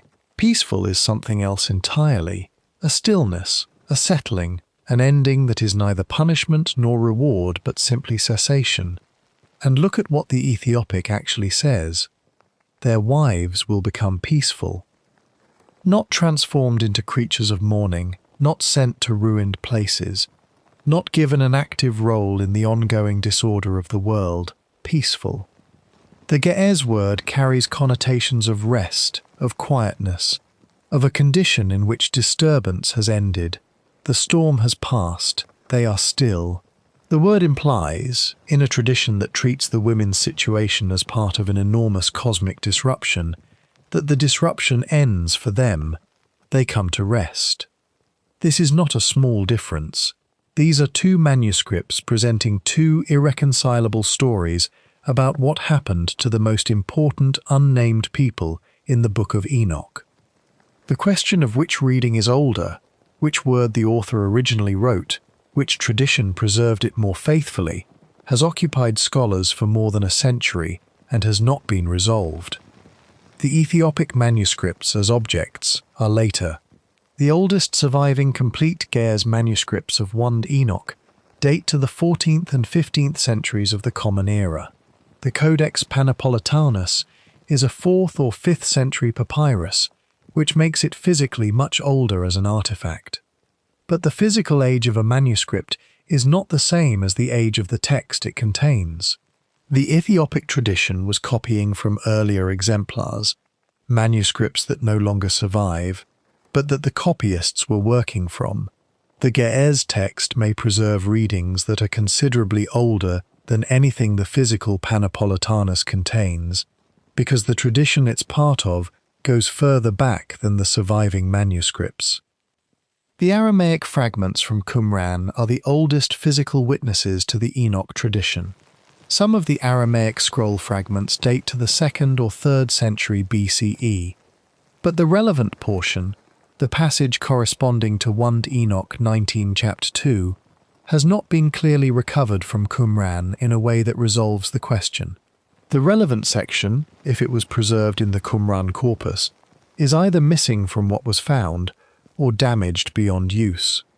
So what exists is this: the single verse that carries the women's fate survives in two irreconcilable versions, and the primary textual evidence does not allow scholars, after a century of working with it, to determine which word was written first. This is where I want to be honest with you about what we're doing, and about what the evidence actually shows. The manuscript disagreement is real. It is documented, it is discussed in the scholarly literature, and it has not been resolved. What I'm not going to do is tell you which reading is the correct one, because that would be claiming a certainty the evidence doesn't support. The honesty of the uncertainty is the point. This is a text that went to considerable trouble to tell you the fate of the watchers. Names listed individually, teachings recorded specifically, a petition narrated in procedural detail, a judgment read aloud to the parties. The fate of the watchers is written clearly, in multiple passes, in material that survives in consistent forms across the manuscript traditions. The fate of the women is one ambiguous clause in one verse that the manuscripts disagree about. That is the asymmetry. It is visible, it is real, and it is worth sitting with. The question of which reading is right, sirens or peaceful, has occupied scholars of 1 Enoch for more than a century and has not been resolved. That is not a failure of scholarship. It is the honest condition of working with a text that survives in fragmentary and contradictory form across multiple languages, multiple manuscript traditions, multiple centuries of copying by different hands in different communities with different theological commitments. What the scholars have established is this: the Greek and Ethiopic readings are not minor variants. They are not two ways of saying the same thing in slightly different words. They are two fundamentally irreconcilable claims about what happened to the most important unnamed people in the document. One reading gives the women a transformation, a change of form, a new existence as creatures of grief and mourning in the ruins of the world the flood destroyed. The other gives them rest, stillness, quiet, an ending in which the disturbance simply stops. Between those two readings, you can feel the weight of every choice the tradition ever made about these women. Sirens is a consequence, an active, continuing role in the world after death. Even if that role is grief rather than seduction, the women as sirens are still here, still audible, still making a sound in the empty places. Peaceful is a release. It is the tradition finally, after everything, letting the women stop. Whatever the Greek reading means, whether it means grief creatures in ruins or the later tradition's seductive temptresses, it fed into something. The image migrated. The siren figure moved through time and through cultures. The word appears in later Jewish texts, in early Christian commentaries, in the margins of medieval manuscripts that were working with Enoch-adjacent material without always knowing the source. And each time the image migrated, it accumulated new resonances from the traditions it was passing through. The Isaiah siren, the desert grief creature in the ruins of Babylon, gradually, over many centuries, merged with the classical Greek siren of Homer's Odyssey, the beings on an island whose voices no sailor could resist. And that merged figure eventually accumulated the mermaid tradition, and the tradition of the dangerous female water spirit, and the figure of the irresistible woman whose beauty is specifically a threat to men who come near it. None of that is in 1 Enoch. All of it was built, layer by layer, on one ambiguous word in one contested verse, in a document most of the people building those later traditions had never read. A scriptorium in the Ethiopian highlands, not the 4th century, the 14th. A monk whose name we don't know, working by firelight in the cool of a highland evening, copying a manuscript whose origins are older than his grandfather's grandfather. He has a source manuscript in front of him, also handwritten, also copied from something older, the chain of copies extending back into a past he can't see. He writes, "Their wives will become peaceful." That is the word in his source. He copies it with care. He doesn't know that a copyist in Egypt, 1,000 years before him, wrote a different word. He writes what he has been given, seals the manuscript when he's done, sets it aside, goes to prayer. And somewhere in the gap between that Ethiopian lamplight and the Egyptian papyrus, between the word that means sirens and the word that means peaceful, the women of the Watchers remain, unnamed, without a charge, without a petition, without a sentence delivered to them, and now, finally, without even an agreed-upon word for what became of them. The monk sets his pen down. The Egyptian copyist sets his pen down. Both have written exactly what was in front of them. Both believed they were preserving something that mattered. Neither knew about the other. The word in their respective manuscripts, different as they are, carries equal conviction, the conviction of a hand that copied with care, in a tradition that treated this document as something worth spending one's life preserving. The Gez manuscripts of 1 Enoch were maintained for more than 1,000 years in a single continuous tradition. 1,000 years of monks, in monasteries scattered across the highlands of Ethiopia, copying this document by hand in firelit rooms, passing it from generation to generation, believing it carried something essential. The women they were preserving in that word, peaceful, were, in their reading, at rest. The storm had ended, the disruption was over, and every hand that copied that word, in that tradition, was unknowingly voting for the same ending, the one where, after everything, the women are finally still. So we have two endings and no way to choose between them. The night is deep, it is time to come back to solid ground, to say plainly what the evidence shows, and what it means, and what one small name in a completely different book might be doing in this story. Let's come back now. Not to a resolution the text doesn't offer, not to a certainty that isn't there, but to an honest account of what the evidence actually shows, what the earliest layer of the tradition says, what the later layers add, and how clearly we can trace the line between them. This is the question we opened with. What happened to the Watchers' wives? And the honest answer, the answer that the text gives you when you read it carefully, when you follow every strand of the tradition rather than just the highlights, is this: we don't know. Not because the information was lost in some historical accident, not because the manuscripts were damaged at the critical moment, but because the tradition never clearly established it. The women weren't given an ending. They were given a single verse in two contradictory versions, and then the tradition closed around them and moved on. But before we stay with that, there is one more thing, the name we planted hours ago. Genesis, chapter 4, verse 22. It's a genealogy passage, one of the chapters that lists the descendants of Cain, the lineages of the pre-flood world. Most readers move through it quickly. It is the kind of passage that seems to exist primarily as scaffolding for the narrative that surrounds it, a list of names you note and then pass through. In verse 22, Tubal-Cain, who was an instructor of every cutting instrument of bronze and iron, and his sister, Naamah. That is all Genesis gives you. A name, a family relationship, nothing more. Tubal-Cain's sister, Naamah. What makes that name significant in the context of everything we've discussed tonight is where it sits in the genealogy. Tubal-Cain, the maker of cutting instruments of bronze and iron, appears in a genealogy that runs alongside the tradition in 1 Enoch, associating the Watchers with the teaching of metalcraft. Scholars have noted the possible connection for generations, the tradition in Genesis about the origins of metalwork, and the tradition in Enoch about Azazel's forbidden teaching of weapons and swords, may be two versions of the same underlying myth, told in different registers, for different purposes.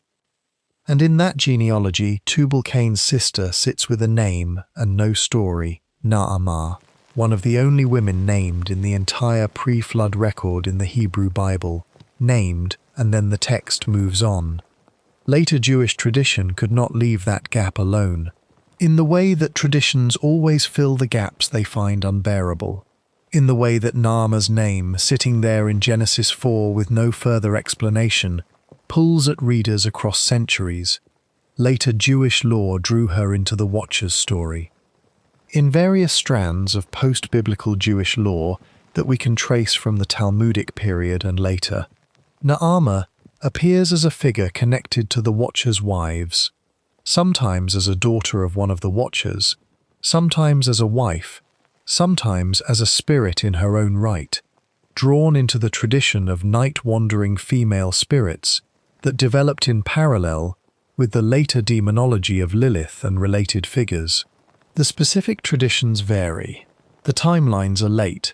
These are texts from the early centuries of the Common Era, not from the 3rd century BCE.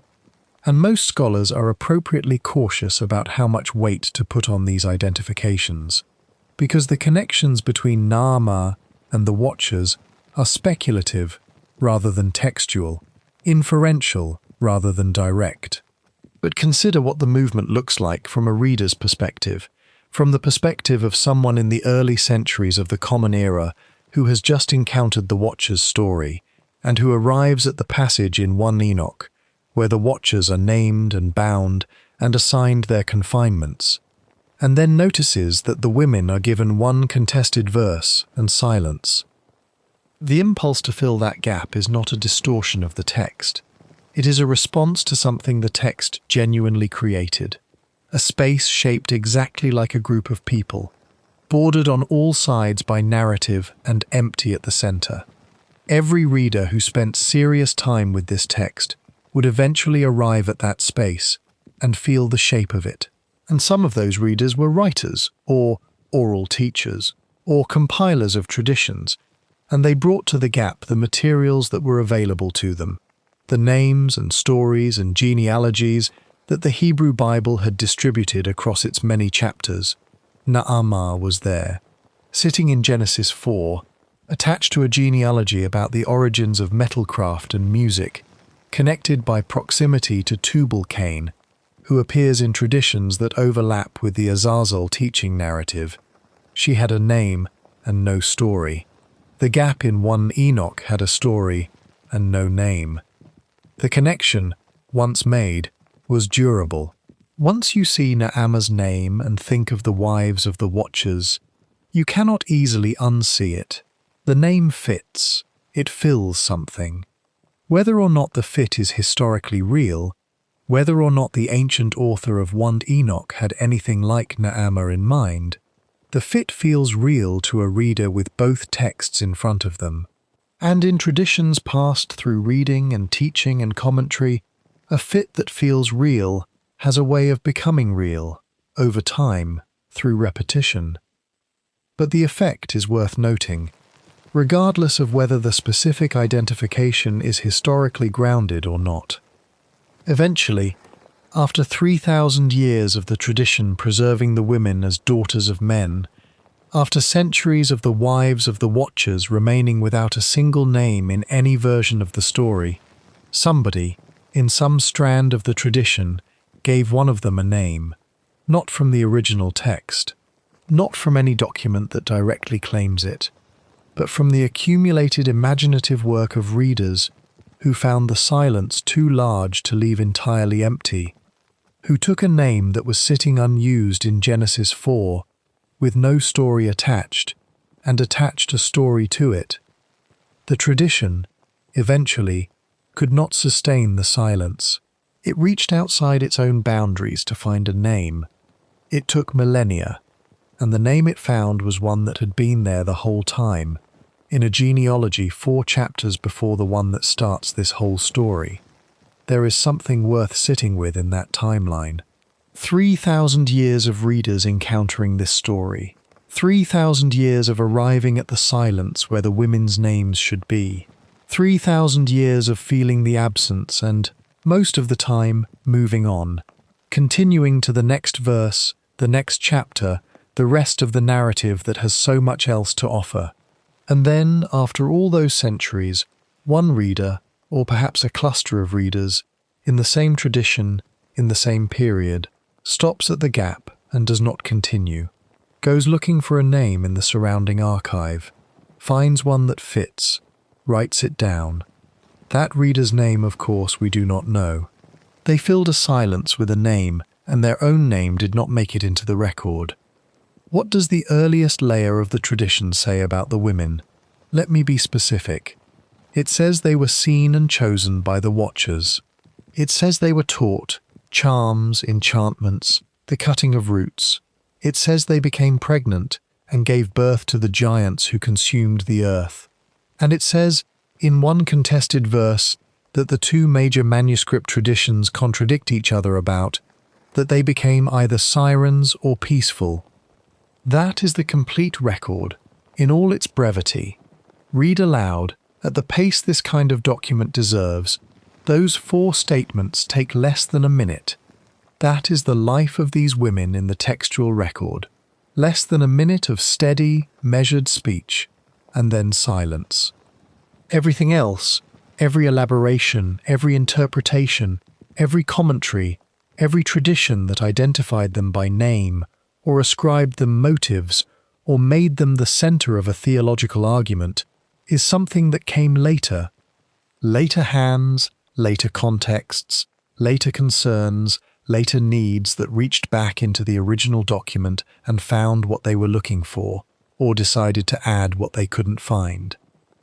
The 5 things the women never receive in the Book of Enoch, or in any text in the Watcher's tradition that can be traced to the original stratum: names, speech of any kind, no words reported, no thoughts recorded, no perspective offered in their own voice, a charge filed against them by any authority, a petition or intercession on their behalf, the way Enoch interceded for the Watchers, a sentence delivered to them directly, by any figure with the authority to deliver it.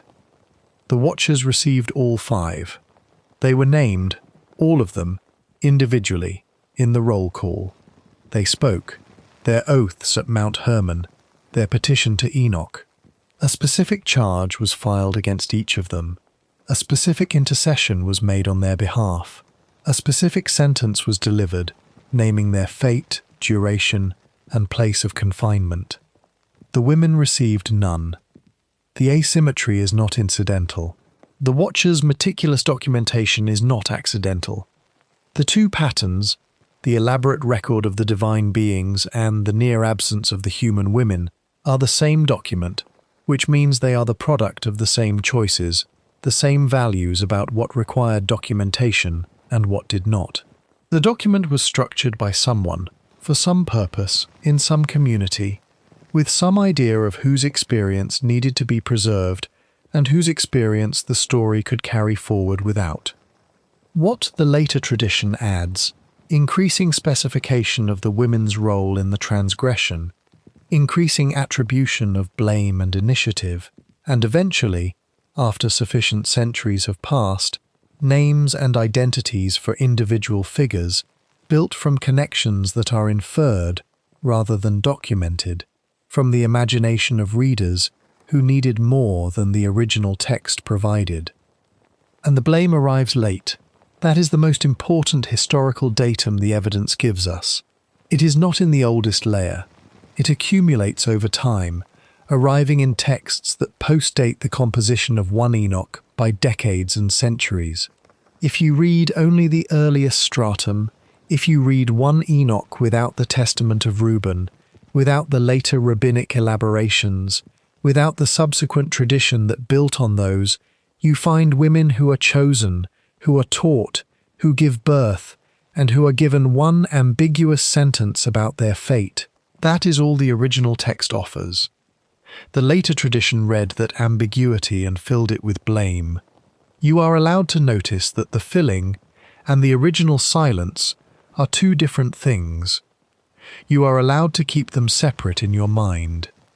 The oldest layer is not a verdict.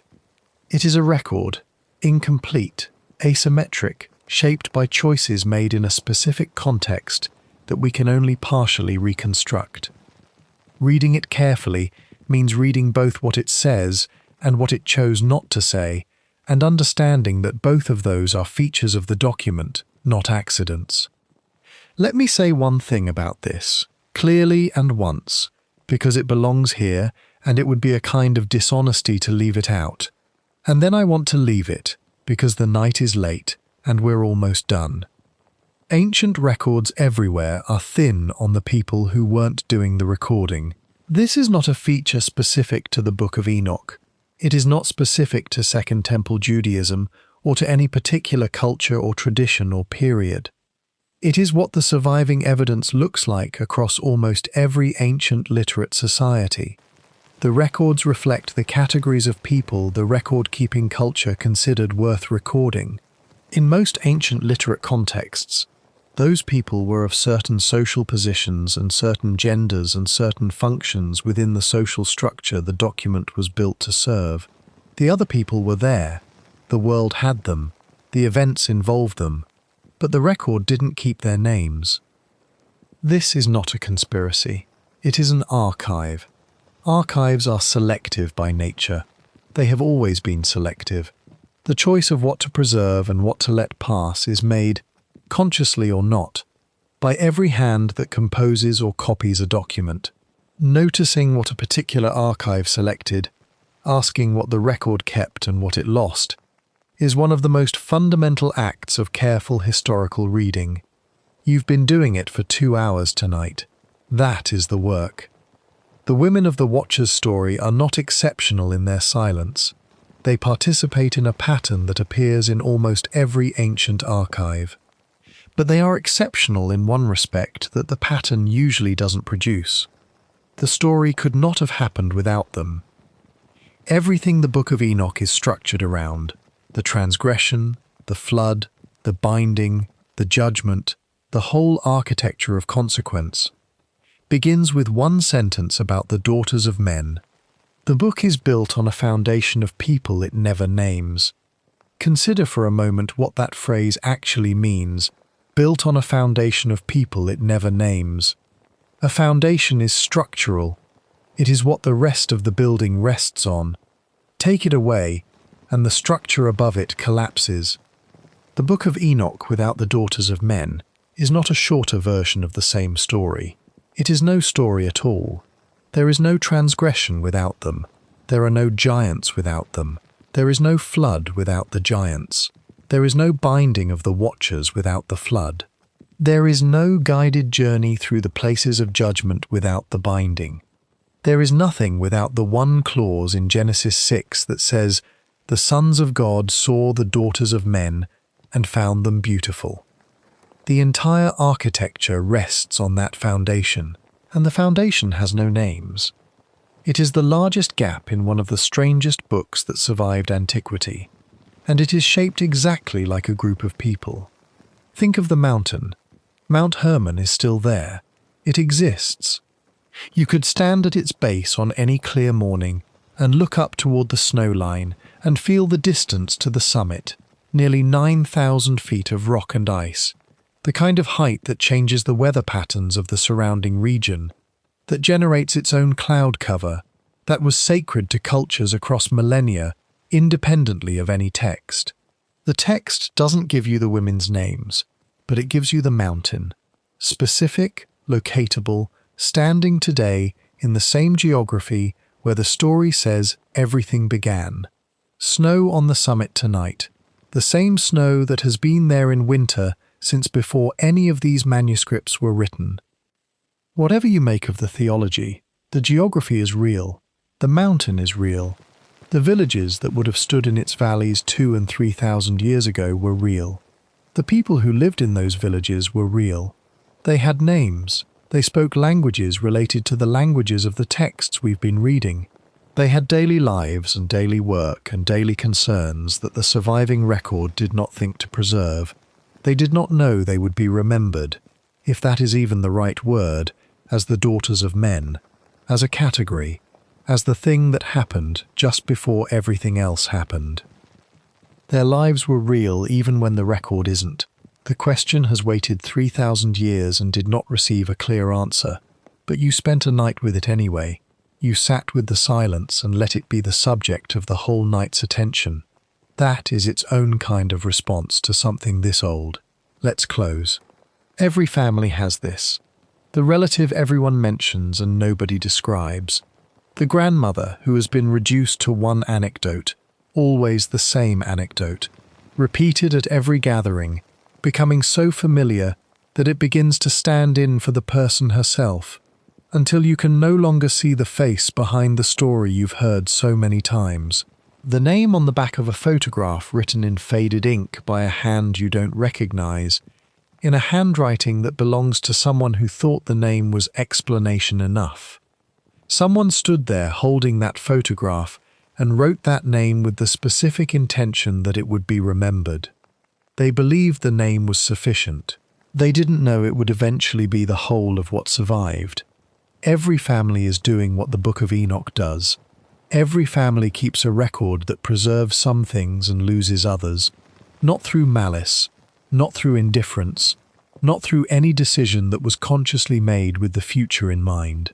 Through the ordinary mechanics of what gets written down, and what gets told at the table when the family gathers, and who was in the room when the stories were sorted into the ones worth keeping, and the ones that could wait until later. Later never comes. It keeps not coming until the people who knew the full version are gone, and what remains is the condensed version, the highlight reel, the name on the back of a photograph with no story attached. Later never came for the women in the Watcher's story. They got one sentence in the whole tradition that speaks directly to their fate, and not even that, cleanly. They got one sentence in two conflicting versions, in two languages, in two manuscripts that will never agree, in a disagreement that has outlasted the empires that produced both of them. Tonight, you did something with that. You didn't move quickly through it. You didn't read the summary version, the version that lists a few names, describes a flood, and moves on. You sat with the particular gap in a particular document and let it be the subject of a whole night's attention. You noticed what the record kept and what it lost, and you asked about the part it lost. That is not a small thing. Records keep what the record keepers thought mattered. And later, sometimes much later, sometimes 3,000 years later, somebody stands in front of the gap and wonders, not about what the record kept, but about what it didn't. That act of wondering is as old as records themselves. It is the other side of the archive, the reader's response to the composer's decisions. Whoever set down Daughters of Men and moved on didn't anticipate you. They didn't know that someone would be here at this particular hour of the night, in a room full of darkness and quiet, asking, who were they? What were their names? What did they know and want and think about what was happening? Why is there no record of any of that? You asked. The text couldn't answer, but you asked. And there is something in that, in the fact that a gap this old can still produce this much attention, can still pull someone out of the ordinary momentum of the day and into a long night of careful listening, that says something about what attention is, and what it does, and why it matters that we sometimes give it to people the original record forgot. The grandmother on the back of the photograph, the name without a story attached, the daughter of men, unnamed, at the hinge of a very strange and very old book that has outlasted every culture that produced it.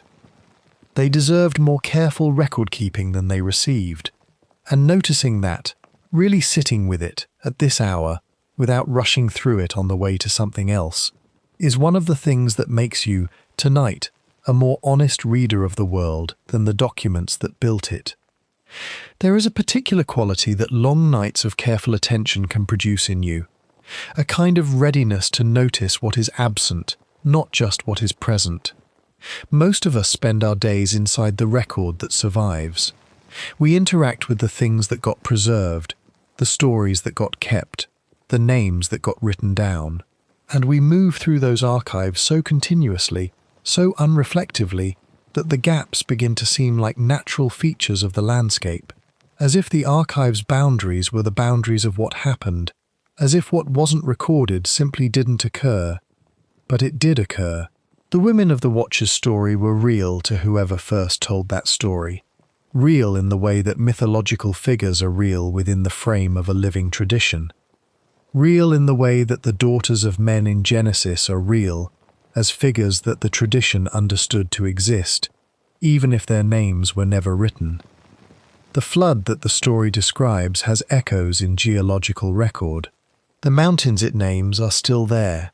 The period it describes, the period before the flood, the age of the giants, the era when heaven and earth were more permeable to each other than they are now, was understood by the tradition's authors as a period in which real people lived and worked, and suffered, and bore children, and died in a deluge. Those people didn't know they would become the women without names. They didn't know they were standing at the edge of a gap that would persist for 3,000 years. They woke up each morning and attended to their daily lives with the same absorption in the ordinary that you bring to your own days. And then the tradition arrived, or more precisely, the tradition arrived at them. the way that mythological narratives always arrive at the people they're about, without announcing themselves, without asking permission, assembling itself from the scattered materials of historical memory and theological concern into a story that would outlast everyone who first told it. You carry something of this forward simply by having spent a night with it, the attention you brought to this story, the willingness to stay with its silence, to sit with the gap, to let the absence be the subject rather than hurrying past it, changes what you carry out of the night and into the morning, not into action necessarily, not into argument or conclusion, just into a slightly more complicated sense of what the archive contains and what it lost, and how the two things are always present in any document you pick up. The grandmother on the photograph knew more than the back of the photograph holds.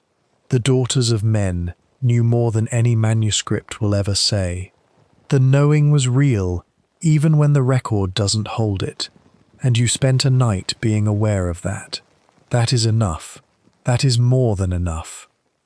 If tonight felt like something worth carrying forward, if the question of what a record keeps and what it loses is one you want to spend more nights with, you can gently press the like button so the quiet machinery that decides what to show people knows to bring more of this kind of slow, careful work to more people who need it.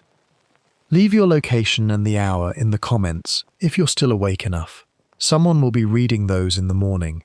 Someone who was here tonight exactly as you were, settling into their own darkness with the same questions, finding their way back to the surface by morning. And if you want to be here for the next long night, for the Nephilim, for the binding of the watchers under the desert, for whatever part of this tradition still has unanswered questions in it, subscribe. It's a quiet subscription, no urgency attached. The channel will be here when you want it. Membership is available for those who want to support the longer work of finding these stories and telling them slowly, but watching and listening and resting here is already more than enough. It always was. The Ring plus Lullaby. Close. Come back now to where we started. The list. Semjaza, Arakiba, Rameel, Kokabiel, Tamiel, Rameel, Danel, Ezeqeel, Baraqijal, Asael, Armaros, Batarel, Ananel, Ezeqeel, Samsapiel, Satarel, Turel, Jomjael, Sariel. Those names are still there. They will be in every printed edition of the Book of Enoch tomorrow morning, and the morning after that, and for as long as anyone reads this document. They are in the parchment. They are in the Ge'ez manuscripts in the monasteries of the Ethiopian highlands. They are in the Aramaic fragments in the archive in Jerusalem. They are in every translation into every language this text has been carried through across 2,000 years of copying and commenting and reading by lamplight. And on the other side of that sentence, in every copy, in every language, in every manuscript, for 3,000 years, nothing. 200 names, and not one of them a woman. The Greek manuscript says the women became sirens, grief creatures of desolated places, the sound that ruins make after the people who lived in them are gone, mourning presences in the landscape of what the flood left behind, crying out in the wasteland the way the creatures in Isaiah's destroyed Babylon cry out in the emptiness. The Ethiopic manuscript says the women became peaceful, that the disruption ended for them, that the storm passed through and what remained was stillness, that they came to rest, in some accounting of what rest means on the far side of the whole enormous story. The scholarship has not resolved it. The manuscripts sit in their separate archives, in their separate countries, in their separate languages, carrying their separate words. And the scholars continue to work, and will continue to work, and the disagreement is older than any institution currently studying it. The mountain is still there, Hermon with its snow, the same mountain the text gives you with such precise confidence, naming it when it names almost nothing else. The valleys below it, where the villages would have been, where the ordinary lives were lived that the text doesn't describe, where the daughters of men woke up in the morning and did their work, and were seen from the mountain above, and chosen, and taught things, and bore children who consumed the world, and became, what? A word in Greek, a different word in Ethiopic, an argument that has outlasted every language either of them spoke. The Greek says sirens, the Ethiopic says peaceful. Tonight, I know which one I would choose for them. I know which ending I want the tradition to have kept, the one that gives them rest, the one that says, the storm passed, they became still.